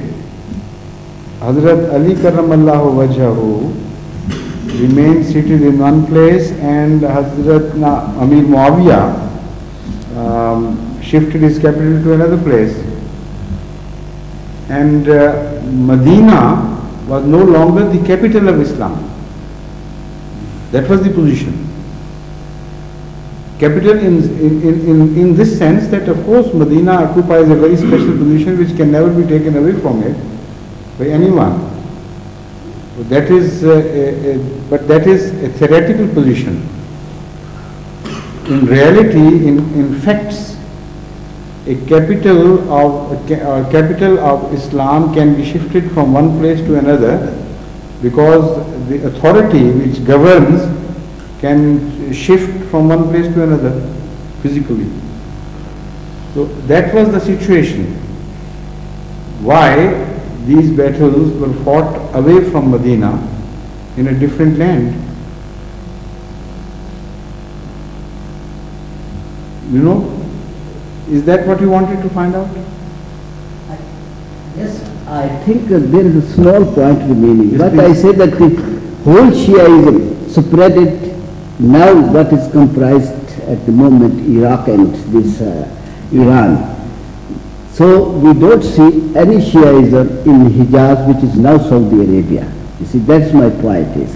After all, he was related more to Hijaz. Yes, I have discussed this issue many a time before, independently of what happened at Karbala and why they were moving from Medina to Kufa. I thought you all wanted to find out this question, why they went there, what was the reason why they went there. In fact, Ahle Kufa invited them to come, and they had promised that they would accept them as Khalifa. This is why they were going out to there. And at that time, Medina was not the seat of caliphate in any form, in any way. So that I have already explained to you. But the point which you are now raising has a different characteristic.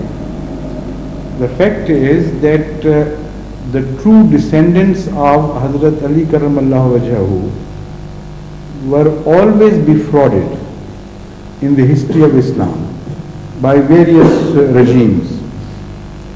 First, they were most cruelly treated by the Umayyad dynasty.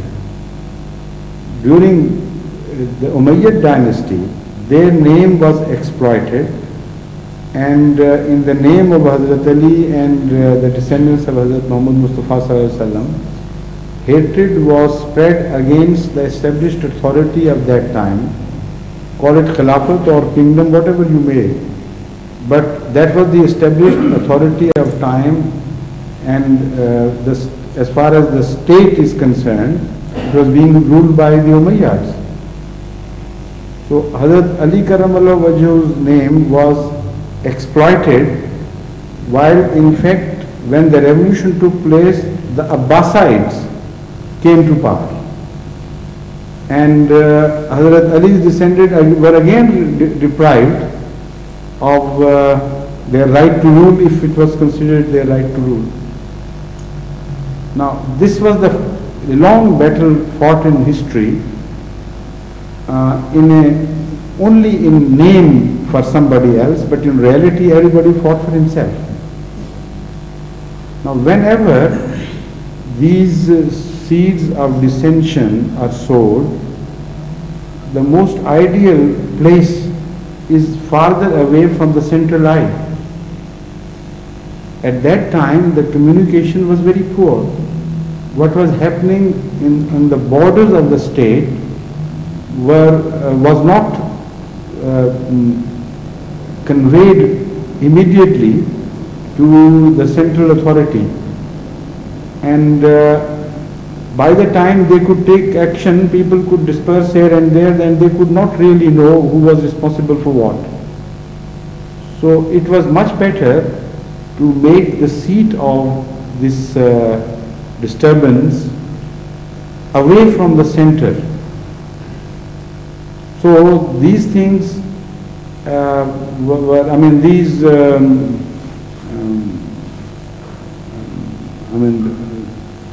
the preparation for that revolution, whatever it was obviously made away from the central eye of authority. But that is not all. There are other reasons involved. According to the Shia philosophy, Hazrat Sallallahu Alaihi Wasallam's spirituality, his status, was to be inherited by his descendants. Now this was an idea so foreign, so bizarre to those whom Hazrat Sallallahu Alaihi Wasallam had himself taught, that it could not find acceptance in the capital of the true capital of Islam, that is the spiritual capital of Islam, neither in Mecca nor in Medina, because the people who lived there were the descendants or either were the companions of the Holy Prophet himself or descendants of the companions of the Holy Prophet who had learned Islam from Hazrat sallallahu alaihi wasallam, and none of them bore witness to the fact that Islam in its spirituality could be inherited by the physical progeny. So the very idea was totally unacceptable to those who were in the middle of Islamic spiritual kingdom, I am talking, not the physical kingdom now. Now, at the same time, Islam had spread very rapidly and enlarged its physical hold on the neighboring countries. Iran was defeated, Iraq was defeated, and the physical kingdom of Islam was being enlarged very rapidly. The people who lived in those countries had not accepted Islam at the hands of Hazrat Muhammad Mustafa sallallahu alaihi wasallam. They had not been taught and educated by Hazrat Muhammad Mustafa sallallahu alaihi wasallam. What they knew, what history had left for them, their own history, was the simple fact that a king was inherited by his descendants, by his sons or other close blood relationships. And this was what they thought was going on and on from the history known to them. So these were the true fit people to spread this idea of Shiaism among them, and it was naturally acceptable to them. They could confuse that issue of spiritual inheritance with the physical inheritance. So this is exactly what happened. This was a logical conclusion. So it served both the purposes. Shiaism spread on the borders of Islamic kingdom and in the regimes which were in the countries which were annexed later on by the Muslim empire. They were away from the site of the center as well as away from the true teachings of the Holy Prophet of Islam, peace be upon him. So that was the fit soil to receive Shiaism seed. Is that what you wanted to find out? Yes. Sir, I have happened with the Shia advocates since last year that often all Shia advocates and other leaders refer one hadith which is Ali Ana Madinatul Ilmi wa Ali Baba. Yes. And in the same reference they offer an ayat also which is the last ayat of Surah Ra'd. Which is said that for the truth of Prophet, the last ayat of Surah Ra'd. That man is sufficient in the Ilmul Kitab. The word in the Ilmul Kitab, they refer that as Hazrat Ali, Ana Madinatul Ilmi wa Ali Baba. I want some further enlightenment on this ayat and this hadith. Now, if this is the I understand, I know Shia generally speak of this, but it's just meaningless. It's totally, this position is totally hollow. Because if that is the meaning, then Ahmad sallallahu alaihi wasallam could not have taught anyone directly without the agency of Hazrat Ali. Because nobody could benefit from Ahmad sallallahu alaihi wasallam's knowledge without having entered through the door of Hazrat Ali. That is what it means, they think it means. So that is to say that the verse yu'allimuhumul kitaba wal hikmah becomes meaningless. Because this is positively known that Ahmad sallallahu alaihi wasallam spoke directly to his followers and taught them directly himself, not through Hazrat Ali. So if yes, read the verse, please. وَيَقُولُ الَّذِينَ كَفَرُوا لَسْتَ مُرْسَلًا قُلْ كَفَى بِاللَّهِ شَهِيدًا بَيْنِي وَبَيْنَكُمْ وَمَنْ عِنْدَهُ عِلْمُ الْكِتَابِ. They refer عِنْدَهُ عِلْمُ الْكِتَابِ, they Hazrat Ali. Because Hazur said that Ana Madinatul Ilmi wa Ali Baba. I understand, but this is false because the Holy Quran refers to this, those who have the knowledge of the book at so many places. And by that, obviously, the Jews and the Ahl Kitab people before Sallam are referred to. Not only in one verse, in so many verses, the people with the knowledge of the book are positively mentioned to be those who happened before Hazrat Sallallahu Alaihi Wasallam's time, the followers of the religion of Moses, and the knowledgeable people among them. You know the verses which we were discussing a few days ago. I'll show you the verses just now. A few days ago we were discussing those verses. Another verse is connected with this subject. That when Hazrat Ali, we accept Hazrat Ali as a fourth Khalifa. And a person who is at all with the same fourth Khalifa, what we have to say about that? Who was at all? At all when he was. But must you say something about him?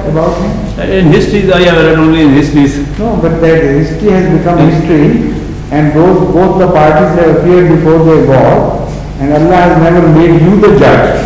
And even if you pass judgment, it would be meaningless. The fact is that only that is judged as rejected and cursed by Allah, who commits a crime intentionally with bad intentions. Knowing the facts, he rejects the facts. Knowing the truth, he rejects the truth. And adopts a false course, consciously, knowingly. Only such a person is to be rejected. The facts of history to which you are referring are so confused. So many different traditions speak of different things at odds with each other, that first of all, we do not know which tradition to depend upon and which not to. And secondly, we do not know the two reasons why Hazrat Muawiyah rejected Hazrat Ali Karamallah Wajhahu's Khilafat, and whether he accepted him in the first instance. So if somebody is not looking at someone or is not convinced truly of somebody's khilafat and remains out, it is for Allah to decide whether he was justified in that decision, whether he had confusion enough caused by certain facts known to him to be justified in that attitude. That decision is to be taken by Allah, not by us. My answer was this is that if we decide now to whom we will give that khilafat, not an descendant of anyone is here, is present, it is useless. When that's not the neither complainant nor this is irrelevant. That is not the issue at all. The issue is if they want us to pass a judgment against Hazrat Muawiyah, condemning him to be a man fit for hell, this is what they want. Or to call him bad name, we will say nothing to him. All we know is that many a holy companion of the Holy Prophet of Islam, peace be upon him, were on both sides, divided on both sides. Some followed Hazrat Muawiyah and some followed Hazrat Ali. And the Holy Quran, and there were some people among them who are positively among those who are referred in the Holy Quran as Raziyallahu anhu wa radu anhu. So, the history at that time is so confused. The traditions are so contradicting each other. And the very situation is a very complex and confused situation, that you should give the benefit of doubt to the people of that time. If they consciously rejected the truth or the true claimant of caliphate, while the facts spoke otherwise to them, then they should be held definitely responsible by Allah, and then they would be adjudged as criminals by Allah. if the facts are so confused that they themselves were not in a position to judge clearly and see light themselves, then of course Allah is not a cruel Allah. He would give them the benefit of that difficult situation and that complex situation. There is a another ayat also in this favor to condemn this Shia. Ayat number 30 of Surah Maida. But I am not asking you that. Please sit down. Because I am very friend to the Shia. That's why I said right. Please sit down. Don't turn it into a forum only between you and me. You speaking on Shiaism.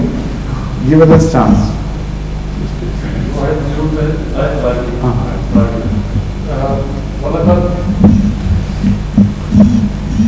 वलक़द आतैना बनी इसराईल किताब वल हुक्म वल नबुव्वत व रज़क़नाहुम मिनत तय्यिबात व फ़ज़्ज़लनाहुम अलल आलमीन व आतैनाहुम बय्यिनातिन मिनल अम्रि फमख्तलफ़ू इल्ला मिन बअदि मा जाअहुमुल इल्म किताब अल इल्म both has been mentioned here. In your notes during the Quranic class, one classes, in the notes there are so many references to this. It is not in the Ulumul Kitab. It is in No, I'm referring myself to this verse. وَمَنْ إِنْدَهُ عِلْمُ الْكِتَابِ. In the Holy Quran is referred by this Jewish ulama, that is the Jewish clergy and scholars, are referred to in the Holy Quran. So how can they say that this term applies to Hazrat Ali alone?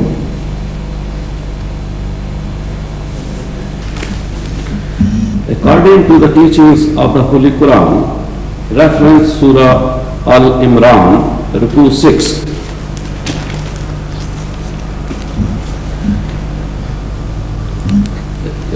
Now whoso disputes concerning him after what has come to thee of knowledge, say to him, come, let us call our sons and your sons, and our women and your women, and our people and your people, then let us pray fervently and invoke the curse of Allah, curse of Allah upon those who lie. So, what is the promised Messiah invited his opponents, I think, through his book Anjam Atam, to read what Hazrat Sahib actually wrote in details. In spite of my efforts, I was not able to get the book. Anjam Atam for Mubarak. And this invitation was also repeated after him to the opponents of the Ahmadiyya movement in Islam. Would Hazur kindly explain the conditions to be fulfilled before a mubahala can take place? Secondly, whether a mubahala ever took place in the history of Ahmadiyya, if so, with what results? In fact, according to my understanding, it is the Prophet, in fact, himself who is entitled to mubahala only when Allah permits him. And if you extend it to other situations, well, it's up to you, but it's not the real true mubahala, because Ahmad sallallahu alaihi wasallam was permitted. In fact, he was ordered by Allah to go for mubahala, but this was not followed up by his caliphs or his companions, his descendants. Hazrat Ali Karramallahu Wajhahu did not go for mubahala against Hazrat Muawiyah or his others who disagreed with him.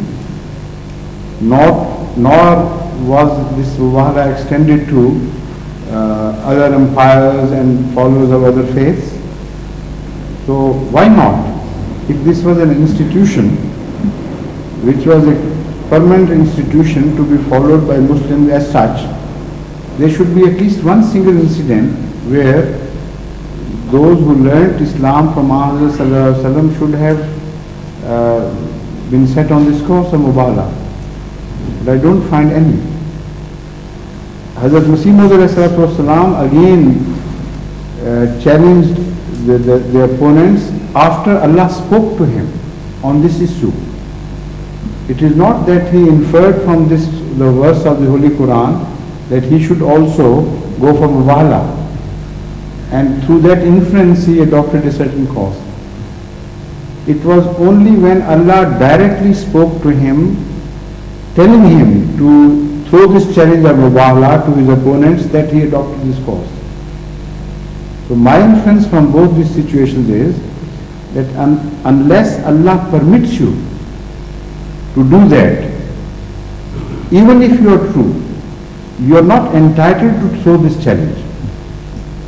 Because if you do that, then you take the decrees of Allah into your own hands.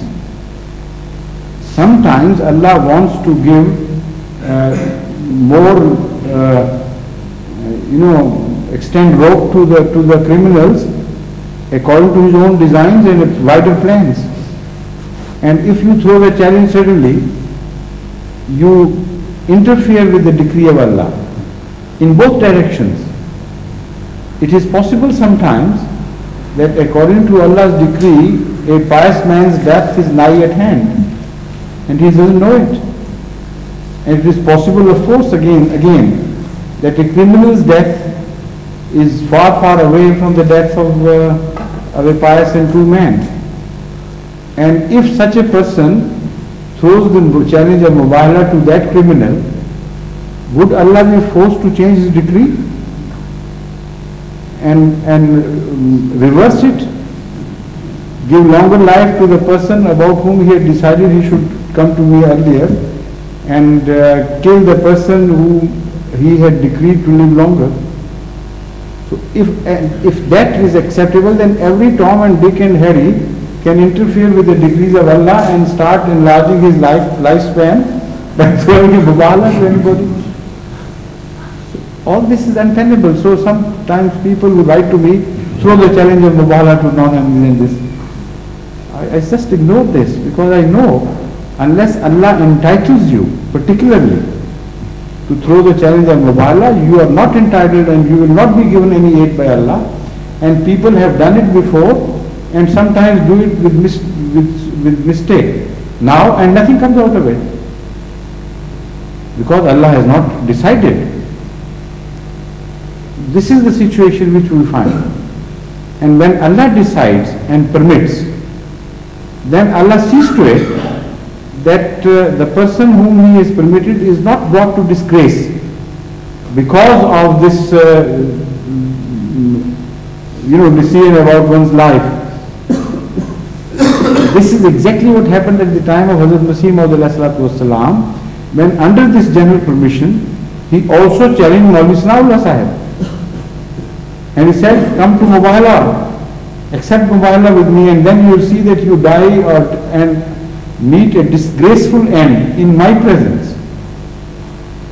And if I am a false person, I will meet a disgraceful end in your presence. Now, because Allah had guaranteed the honesty and name and honor of Hazrat Masih Maud, and he was doing it on the authority of Allah Himself, so Allah managed it in the most wonderful manner that challenge of Mubala was accepted by first rejected totally by Maulvi Sanaullah Sahib, and then accepted in a way that it turned the tables against him. He wrote in response that I believe that you are a false person, but I do not accept your claim that a false person must die in the lifetime of a true person. History tells us otherwise. We know that Musaylama Kazzab was given a longer lifespan than Hazrat Muhammad Mustafa sallallahu alaihi wasallam, while he was a false claimant and Hazrat sallallahu alaihi wasallam was true claimant. So my facts are these, and I don't accept your claim that a false person must die within the lifespan of a true person. And this is what he wrote, and this is exactly what happened to him. It was all done under Allah's guidance, and Allah compelled him to write these lines because Allah had given authority to Hazrat Masih Maud, and if he had not committed himself to this line of action, Hazrat Masih Maud would have been disgraced. So this Mubahala of Maulid Sana'ullah is in fact a great shining miracle in this, on the side of Ahmadiyyat rather than an objectionable point in the hands of the opponents of Ahmadiyyat. But the principle again is the same. Mubahala can only be gone into if Allah himself permits someone or instructs someone to throw this challenge to his opponents in his behalf, in his name. Otherwise, it's just a game of chance. It may happen this way and may happen that way.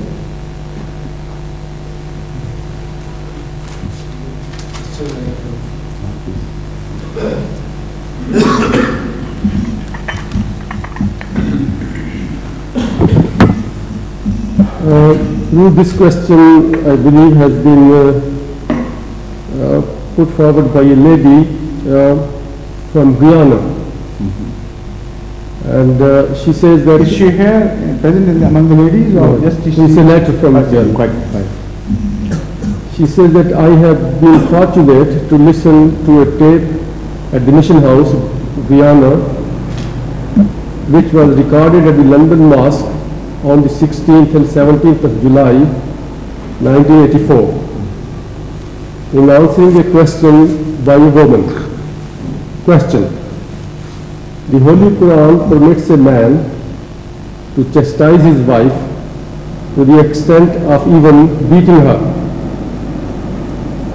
Is there any such permission for a wife towards a delinquent husband? That was the question. Yes. As I understand, your answer explained only the rights of a man to admonish his wife.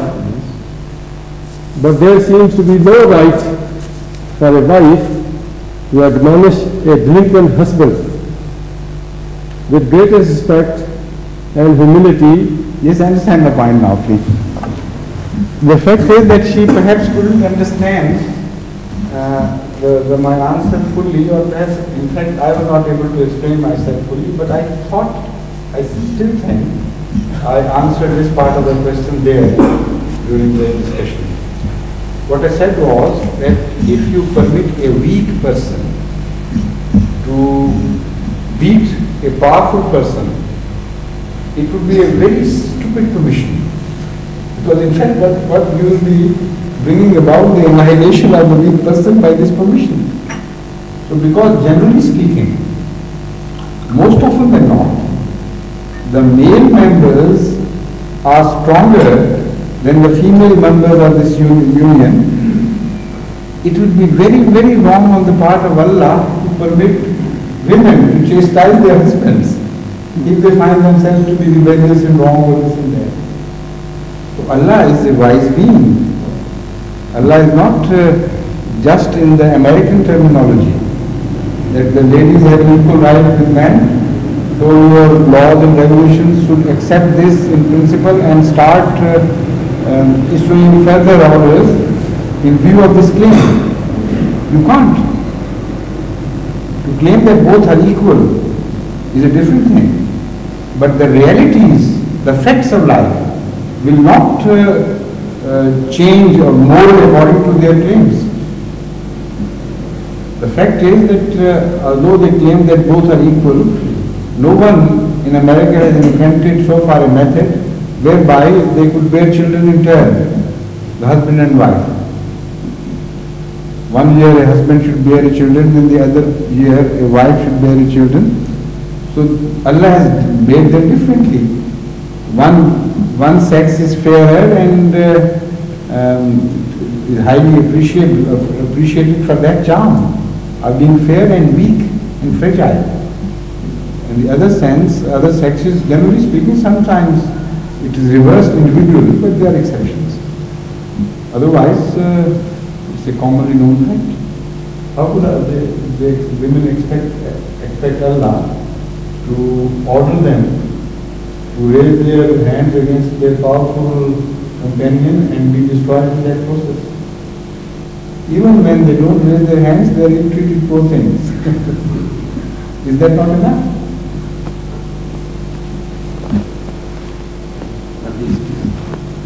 But they are condemned, men who to transgress against women, I mean to usurp their rights and to trample upon their rights.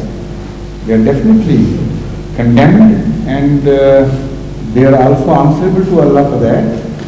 And for such situations where females' rights are trampled upon, they are given permission to get separated from their husbands without even producing any evidence of their guilt. So this is the advantage given to the ladies, which is not given to men. When men go to the courts of divorce, they have to prove their case. They have to wait for a certain period of time. And although sometimes they are given the right to give by Muslim scholars, there is divided opinion on these things, how separation should take place. But one thing is certain, that the course of separation is made much more difficult for men than for ladies. For the ladies, it is just enough for a lady to go to the court and say, I don't like this husband, finish. But for the man, he has to prove why, and he has to wait month after month, and then he has to separate himself from the wife living in the same house, not permitting him any access to her, and he has to pass through great trial. Why? Because Allah knows that female sex is weaker, and if she is deprived of her rights, it's very difficult for her to prove it otherwise. So separation is made easy for her. Also there is another institution of Hakam min ahlihi wa Hakam min ahliha, as mentioned in the Holy Quran. That in differences, if the lady's rights are trampled upon, instead of taking the law into her own hands to her further discomfort or disadvantage, she should go to her family and choose one sensible person of that family and force the husband to name one person from his family.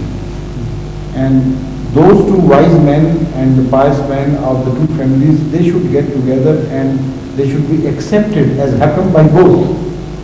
So that if the decision is given against the husband, he has to accept the decision. And if he doesn't, then the whole society would pressurize him. This is the course of the ladies too.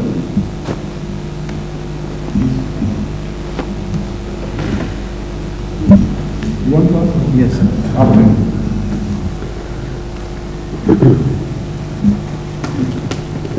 There is a revelation of the promised Messiah. बादशाह तेरे कपड़ों से बरकत ढूंढेंगे.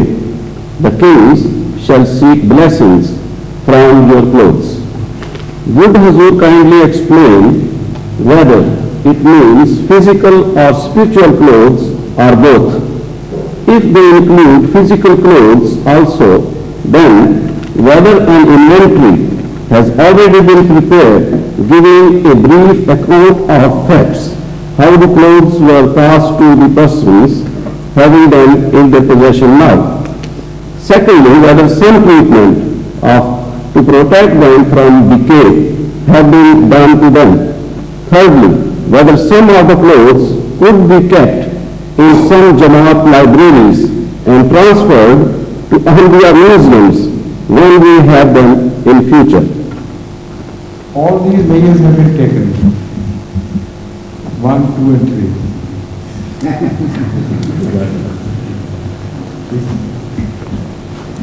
My brother gave me a letter to give you personally, sir. That's my duty to. And then I can ask. We were mentioning today, sir, Hazrat Ali Karamullah Wajahu. Why we call him Karamullah Wajahu? Well, this is a prayer especially offered when his name is taken by the Shiites, and they like this respect to be shown to him, and there is no objection. Why not? I mean, of course we hold him, Hazrat Ali, in great esteem, and if they like to say a few words of honor, particularly about him, there is absolutely no harm. It's not at the cost of other companions of the Holy Prophet. It doesn't mean that Allah did not karama wajha Hazrat Abu Bakr or wajha Hazrat Umar. We don't mean that. What we mean is that he was also one of those who were held dear by Allah. That's all. I was talking to one non-Indian Muslim brother. So we say Hazrat Abu Bakr Siddiq Raziyallahu Ta'ala anhu. Don't we say that? Yes, sir. And Hazrat Umar Farooq. Why? Because we believe it. There are words of praise, special praise, particularly signifying certain characteristics and certain high values in their characters. So the Shias don't do that. They don't say Hazrat Abu Bakr Siddiq or Hazrat Umar Farooq. So because we believe in all the four prophets, so in four caliphs, so we respect all equally in this sense. Thank you, sir. I was talking to one non-Indian Muslim, and he gave me a quote, and he wanted the answer, which I couldn't give him apparently at that time. I want your help, sir. At that time, now you can give, so it's all right? I want your help, sir. He quoted Hazrat Mirza Sahib has said, 3 अक्टूबर 1893 को जामिया मस्जिद दिल्ली में एक कसीर मजमा को खिताब करते हुए फरमाया, मैं इस खाना खुदा में साफ साफ इकरार करता हूँ कि मैं जनाब खातमुन नबी सल्लल्लाहु अलैहि वसल्लम की खत्म नबूवत का कायल हूँ, और जो शख्स खत्म नबूवत का मुनकर हो उसको बेदीन और दायरा इस्लाम का मुनकर समझता हूँ, का मुनकर होकर उसको बेदीन और दायरा इस्लाम से खारिज समझता हूँ. So he asked me, I mean, you started the battle with us, and now you are telling us that why we call you Kharij al-Islam. Who started the battle with whom? He was trying to quote that we were the one who started telling other Muslims. He misses the whole import. That reference is to those ulama who declared Hazrat Masih Maud outside the pale of Islam because he did not believe in Khatam al-Nabiyyin. So this is a rebuttal to that. Hazrat Masih Maud says that this is exactly my faith. Whoever disbelieves in Hazrat Sallallahu Alaihi Wasallam as Khatam al-Nabiyyin is outside. So what is wrong? We agreed on this issue, and yet I am within Islam because I believe in him to be Khatam al-Nabiyyin. That is the answer to a battle which was started by his adversaries. Not a new battlefield opened up there. Okay, sir. He asked me to go for Fatih Khan to his house. Should I go or should I not?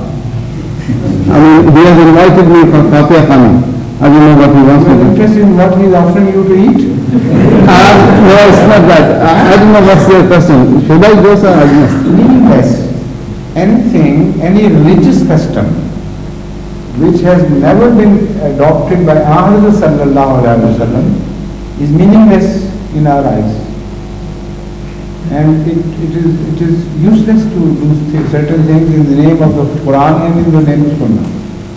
If they say we have invented new things, you say, well, you may practice them, it's your invention, but I'm following only the Holy Quran and the Prophet Hazrat Muhammad Mustafa sallallahu alaihi wasallam and his companions, of course, and his caliphs. So any religious custom, not other customs, any religious custom which is not, which does not have its roots in the times of the early Islam, is meaningless to us. Why should we participate in such things? Well, I told him I'm a bit reluctant to come. And he said, well, it's a good thing, you know, one of the good things you will do zikr ilahi when you come here. You do what? Zikr ilahi. Oh, you won't miss because you're involved in zikr ilahi all the time. Thank you so much. And only zikr ilahi can be held at his house in a certain manner. Please.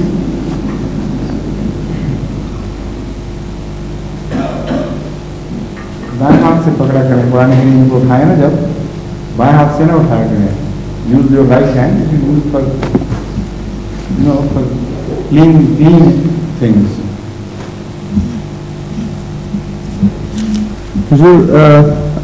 My question is about weekly holidays.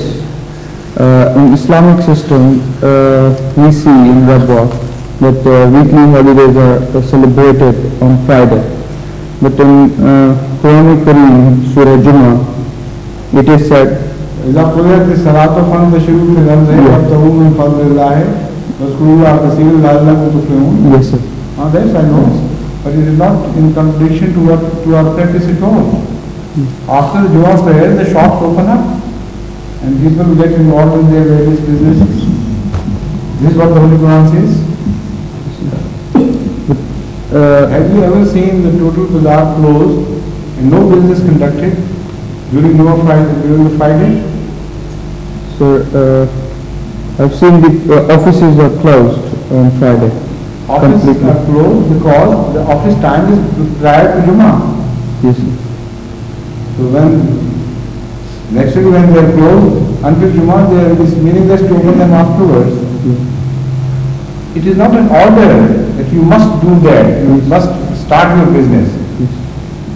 It only implies that prior to Jummah you should leave your business. It implies that. After that you are permitted. Don't take it as an injunction, an order whereby it is made imperative upon Muslims. To start their business again after Jummah. This is not the meaning of the verse at all. Yes, please, Munawar. Will you please permit me to ask you two questions? These questions I'm asking on behalf of a brother from Singapore. Yes. The first question is... Take them up one after the other, please. First decide one and then you can wait there, sit while I respond, and then you can take up the second question, right? On the day of judgment, everyone has to give an account of their deeds in this world.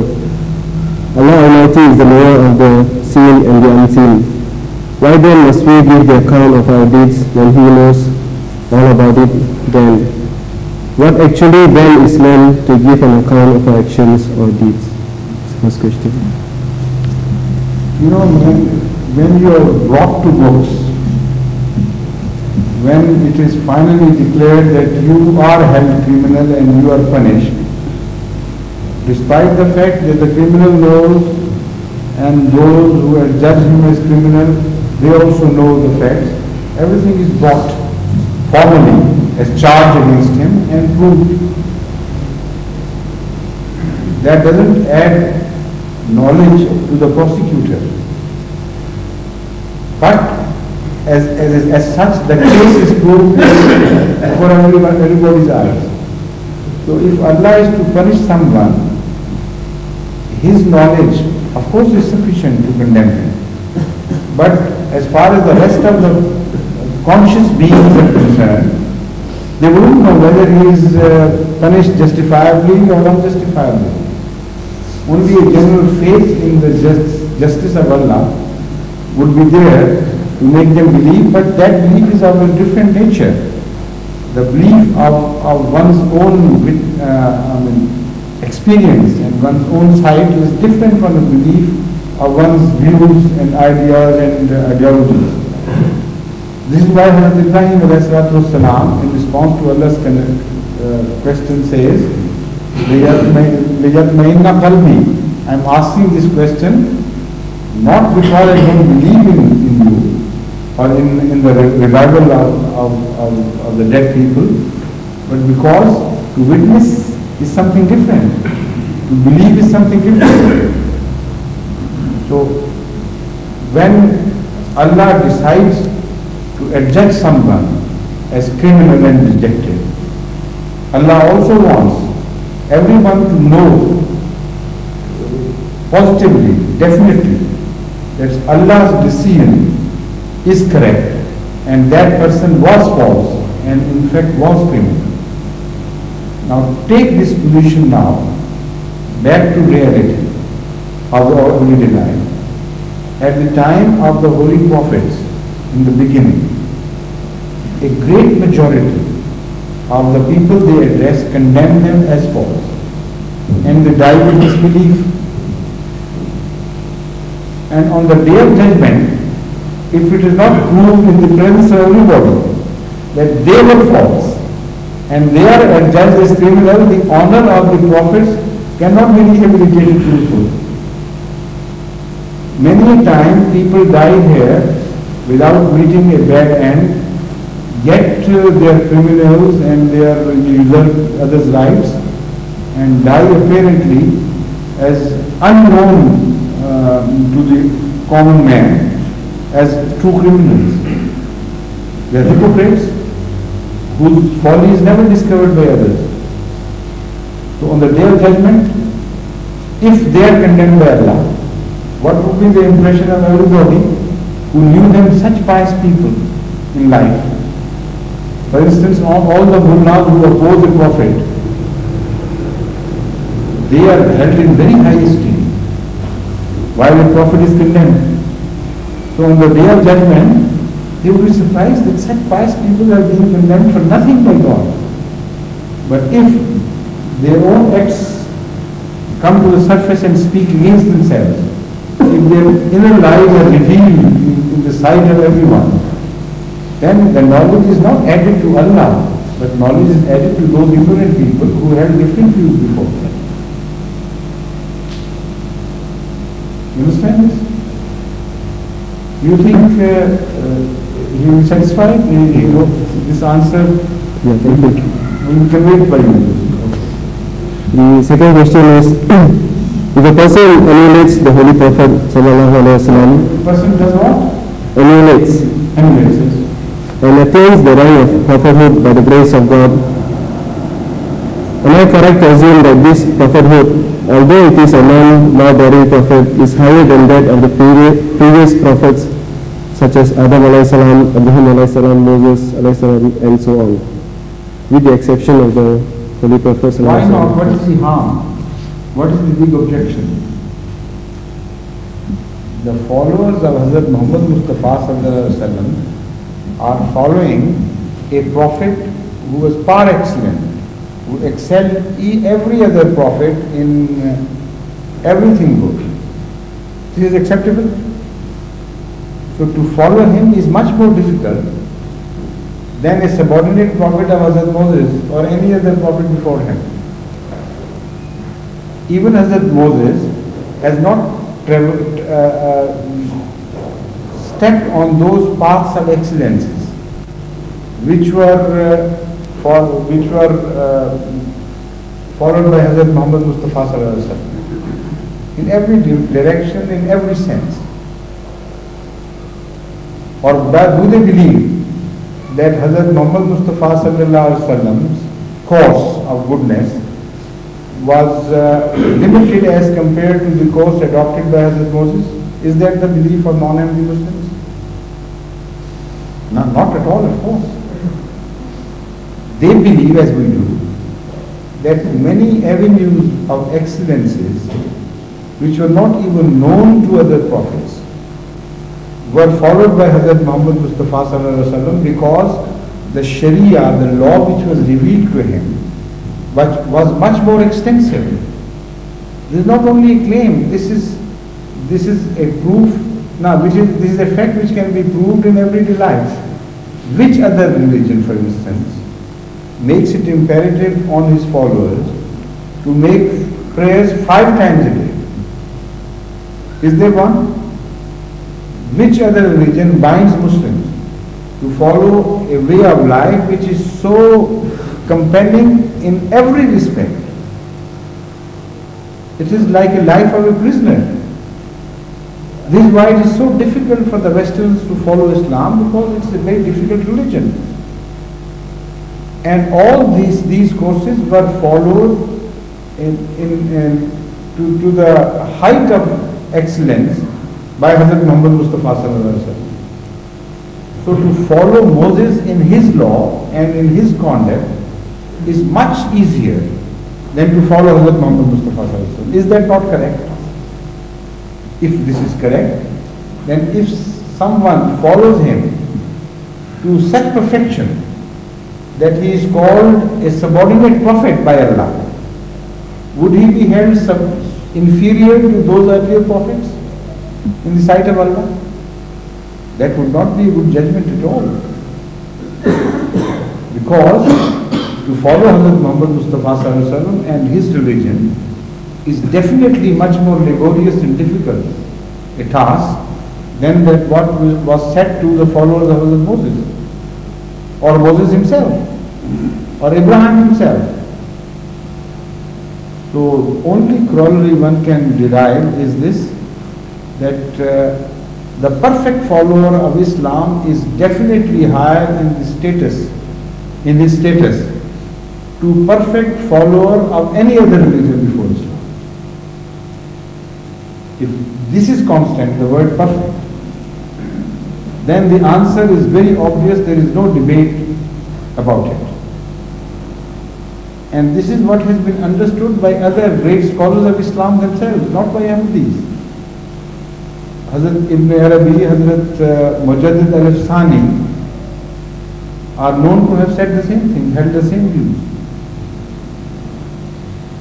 They say, one of the two, either it is Hazrat Mujaddid al-Afsani or Hazrat Ibn Arabi, claims that to believe that Hazrat the Imam Mahdi or Messiah when he descends would be second to anyone else,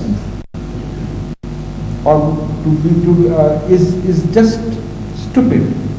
It is ignorance to entertain such ideas. He says anyone who follows Hazrat Muhammad Mustafa sallallahu alaihi wasallam to perfection, nuskhatun muntasikhatun min ismil jamiyatil Muhammadiyya, ismil jamil Muhammadiyya, a true copy of Ahmad sallallahu alaihi wasallam.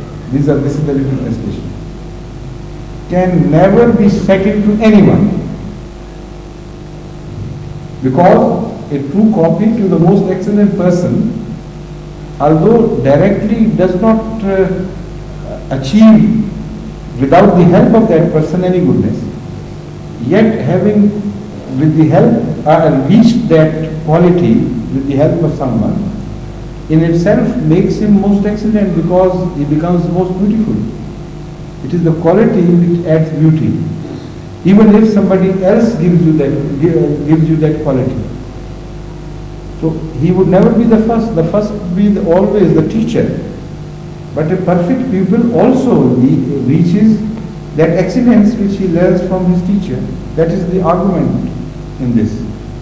And this argument has been proposed not by Ahmadis, but hundreds of years before Ahmadis, by other Muslim scholars who are acceptable to almost all the Muslim sects of today. This is our claim. This is what Hazrat Masih Maud says, not only about himself, but about the entire Ummah of Islam. He says, "Hum huye khair-e ummah, tujhse hi hai khair-e rusul, tere padhne se qadam aage badhaya." That we have become the best of the people, religious people, whoever were created by God. Now, whoever were created by God, because of you. Because you are the best of prophets, the best of the masters. So if we are the best of the people, Khaira Ummatin, as the Holy Quran itself says, it is because you are best of those who are ever followed. anyone who follows the best in totality must become the best as compared to others who follow lesser people than Hazrat Muhammad Mustafa Sallallahu Alaihi Wasallam. Or lesser course, if not people, I mean, much lesser course than the course of Islam.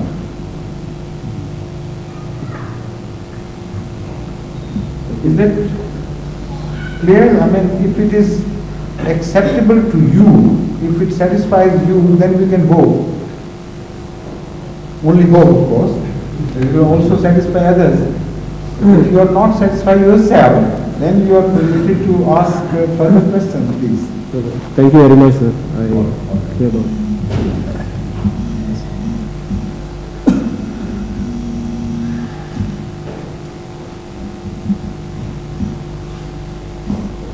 Oh, I thought you wanted to ask a question. You are leaving for Walima? It is yet half an hour to go.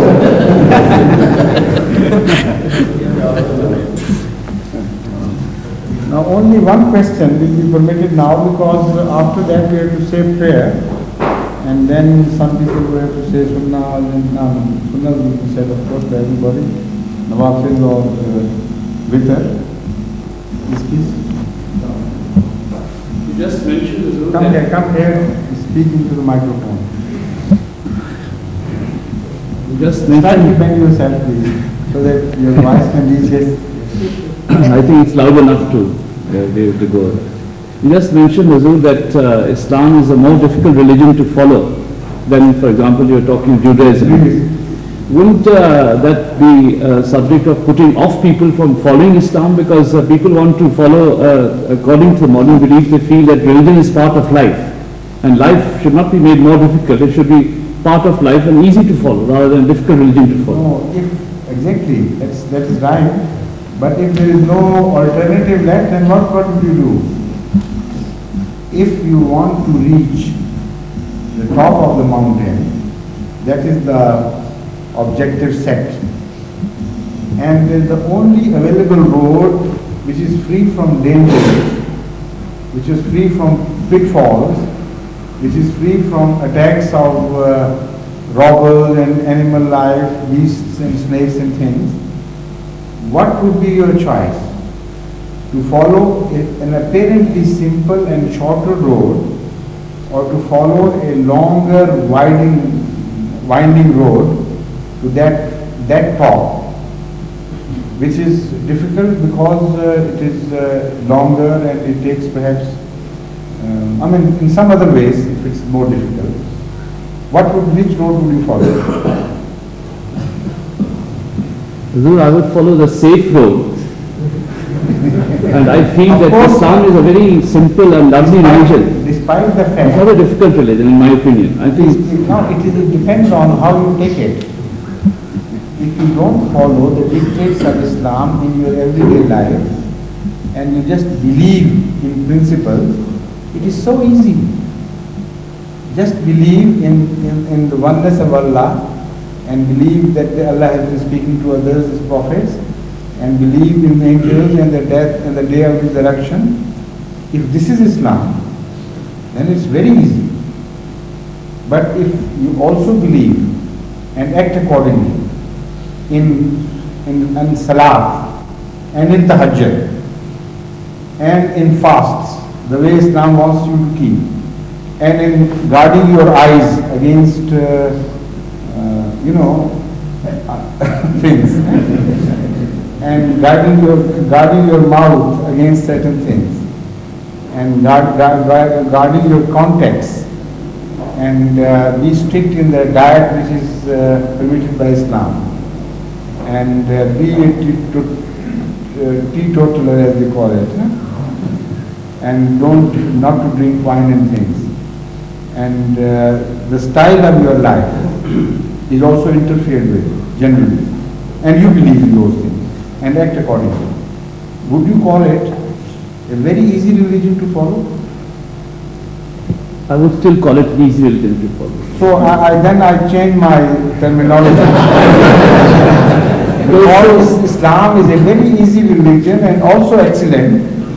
So the follower of Islam should be better than Okay? Agreed? If this is the term easy, then I rectify my statement. Because easiness is happiness. And all the things that you mentioned at least give me happiness. So for me it's very easy. I would be much more in a difficult position not to humanity at large, not Bashiruddin himself.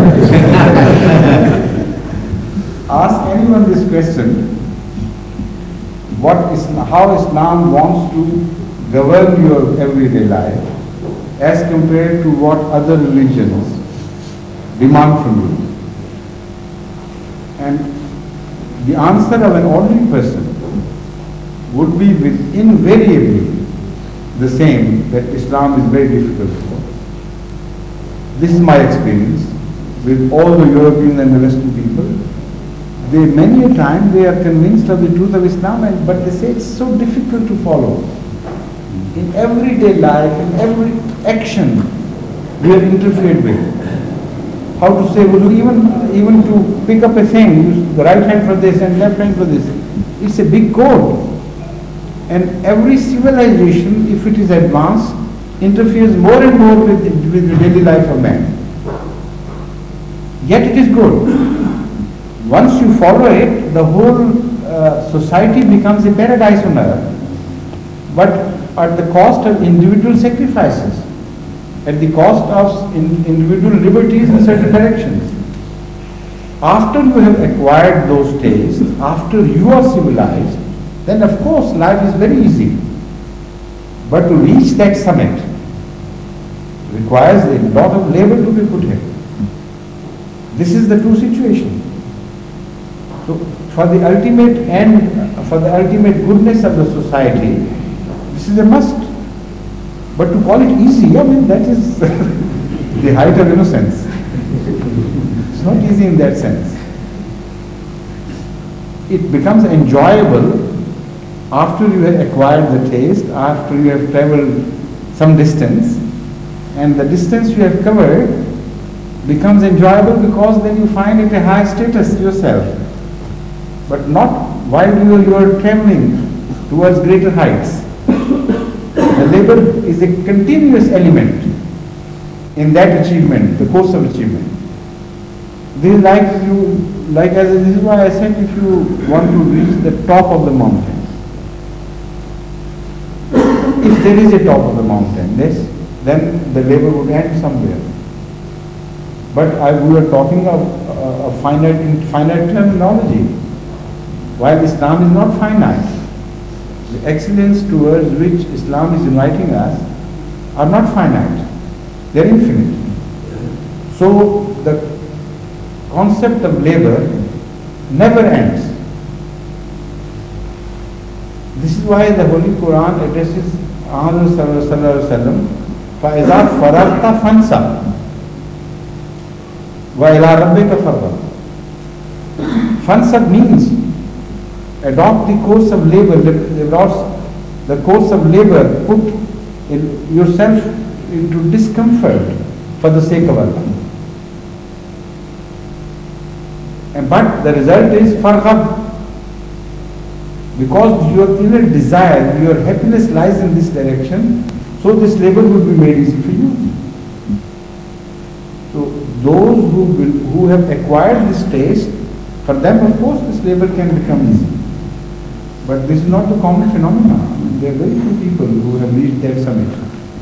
You are glad you talked about this, because just driving here, I was having the same argument with my wife and telling her that, look, I mean, why you say that Islam is complicated and all that? I mean, where do you think, have you ever seen me having any problems, right? I get up in the morning, I've never complained about getting up in the morning, and she probably heard you just saying it, so I just wanted her to also understand that for those people who... I know, you are not defending Islam, you are defending yourself. Yes, anyway. But I have made it clear to her, if she is listening, that the same thing is difficult. For instance, you bring someone from the Aborigines of Australia to the British society, and the traditions and the norms, try to apply them to him, or even apply them to someone from Pakistan who is not acquainted with this civilization. More often than not, they would like to run away from this country. While the life here as such, as compared to the life in Australia, in the regions where Aborigines are settled, or in life in Pakistan, is much better and easier from social point of view, from point of view of civil liberties and things. But the difference is in the taste, acquired taste, and the labor which they already have put in from generation after generation. The net result is this civilization. But those who are alien to this, you cannot declare the British system to be a very convenient and easy system to follow. At each step they would find difficulties because they are not adapted to the system. So when we say Islam is difficult, we mean difficult for those who in everyday life are not used to interference according to them by God. They want to live free, as they please. Now they are used to that life. If you want them to change their course to the Islamic system, at each step there will be restrictions for them. And it's very difficult then. But once you become a Muslim and you begin to travel in that direction, ultimately things become not only easy, one feels happier and happier, and then one begins to realize that the society which apparently was easy was so cumbersome in so many ways. Islam has relieved you of all that drudgery which appeared to them a plague beforehand. Then suddenly Islam becomes very simple, because you don't have to spend your nights in mad revelries and wake up with headaches and things. You don't have to go under debt for following a superficial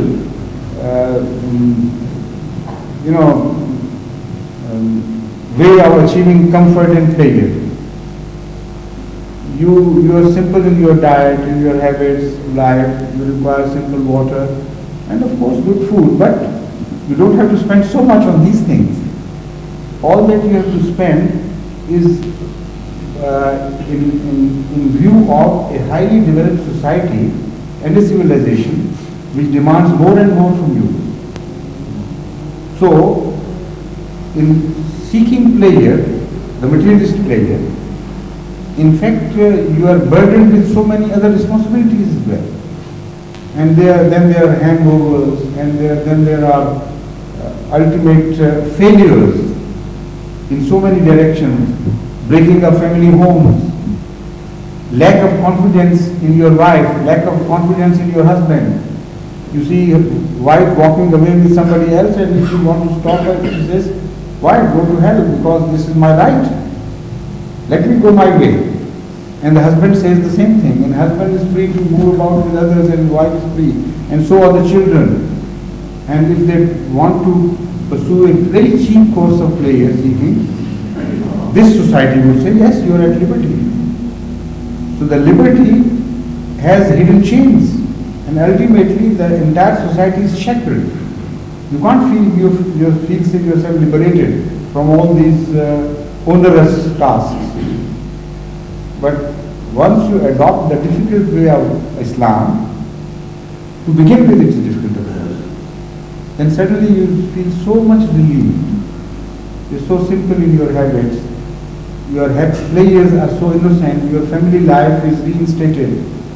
You know the charm of loving children and relatives and enjoying the social life within your family circles and the circles of your friendship, and you know you are safe with that society. They are not looking with avarice toward your wife or toward your husband if you are ever to be a wife, and so on and so forth.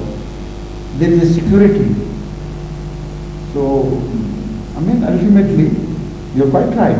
You reach a point where the life of Islam is so easy to follow from one angle, but from another angle it remains difficult to go through the month of Ramadan in Saudi Arabia during June, and then you will understand what I mean. Or get up early, go to sleep late in the summer nights, and get up early for you keeping your fast, while you hardly have had a sleep of an hour and a half, and then every time you are sitting in your family cozily, and suddenly you hear azan, and leave everything and go to the prayer 5 times a day, and go to the mosque, for that matter, you know. So, by ordinary standards of human beings, this is not an easy life. Once you used to it, you also drop it. That's the point.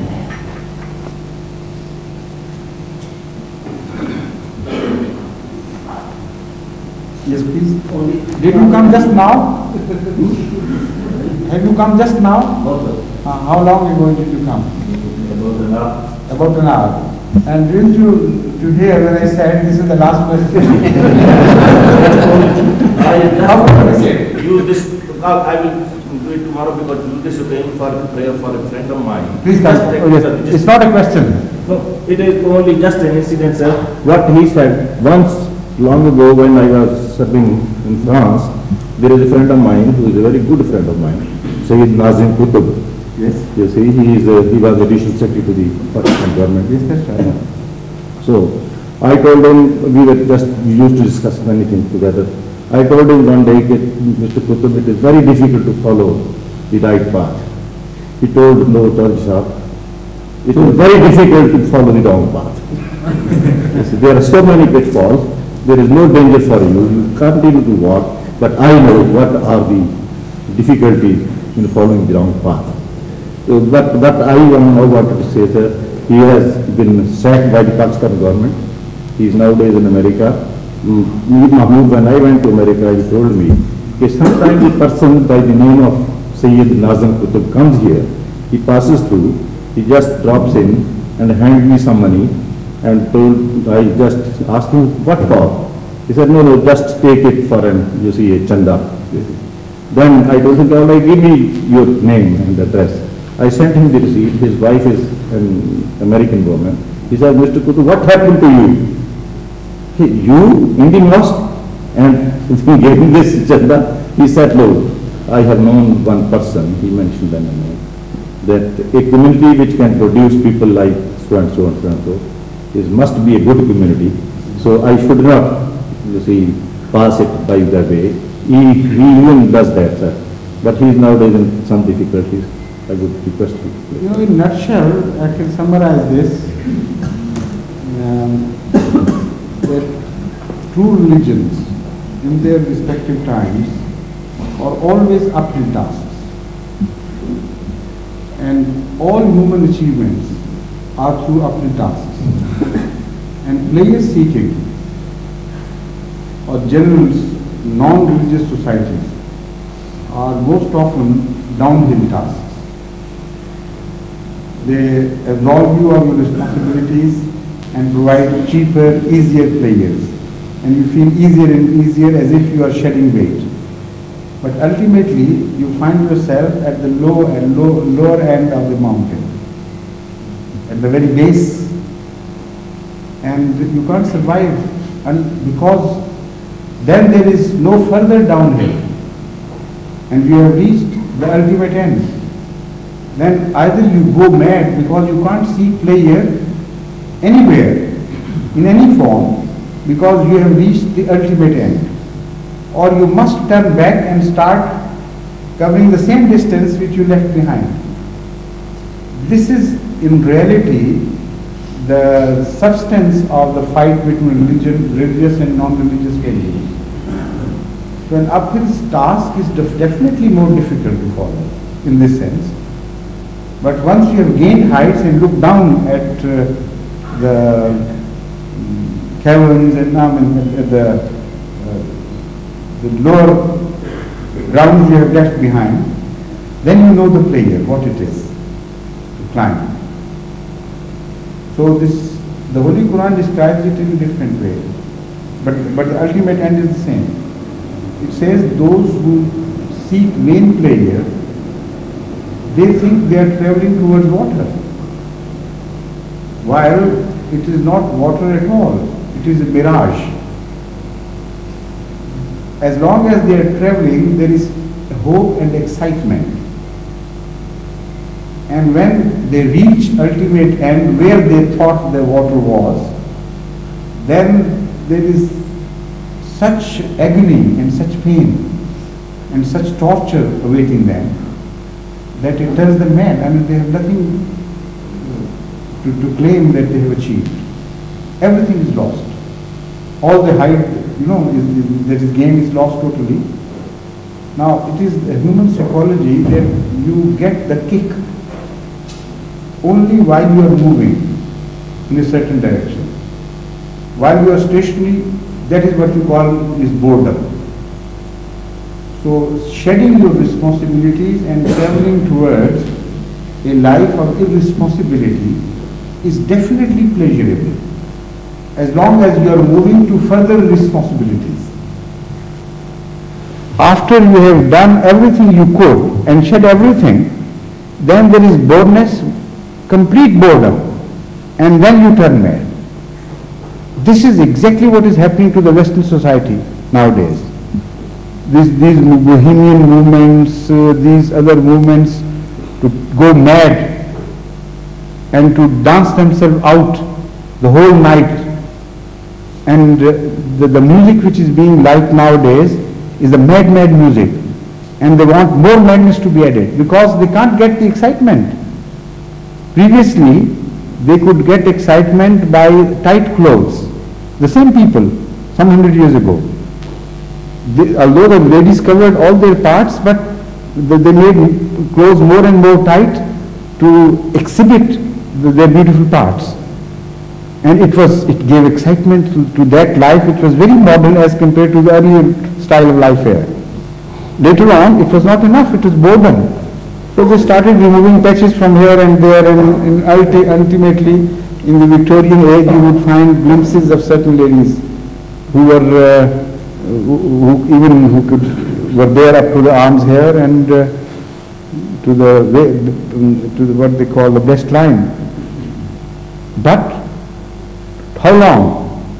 After a while, a generation lost interest in all these things. They became just ordinary, commonplace sights. So they had to shed more clothes until there was a time where people, both men and women, would not be excited with anything. So they would run out in the streets totally naked, and they thought this is pleasure.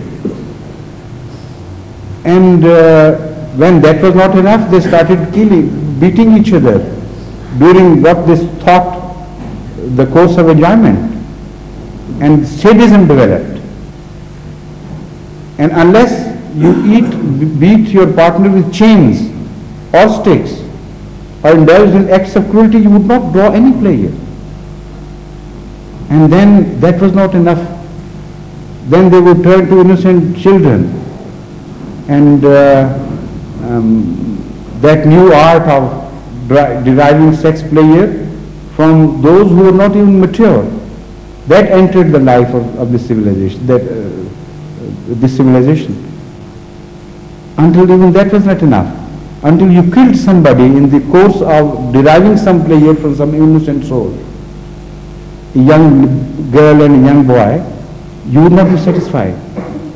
So more and more of humanism, more and more of beastliness came into you. That is to say, the society, I mean. Yet, that became boredom. So you became more beastly, you started joining hands and changing keys, and you started behaving like the basis of the beastly animals in pursuing sex pleasures in a manner as would cause vomiting to normal people, ordinary people. But that was so normal because there was no kick left in the ordinary pursuits. So this is what the Holy Quran says. All right, go on shedding your weights and responsibilities. You will undo the entire course of civilization. and reach a point where you will not be satisfied with anything, then you will go mad. Then you will commit suicides. Then people among you would rise with movements which would be against your own national larger interest, but they won't care. And such movements are taking roots in Europe, in Germany, in England, everywhere, where they don't care a hoot for what happens to their nation. They have lost faith in everything, in the name of civilization, in the name of culture, in anything. They say, all right, what? Let the Russia come. Let the Russians come. Let the red take over. Why not? What? What have we got? At least there will be some peace. So the green movement there and some other movements here in the name of pacifism and things, they're all symbols of some deep-seated disease of running away from responsibilities, and now after every load has been shed, you call them to carry the same load and you don't call it difficult? It's extremely difficult for them. They'll be extremely bored to begin with a system which interferes with every step of their life, as if they would see it like that, because they have to start traveling towards the nobler heights from the very base of the mountain. And life is very cumbersome.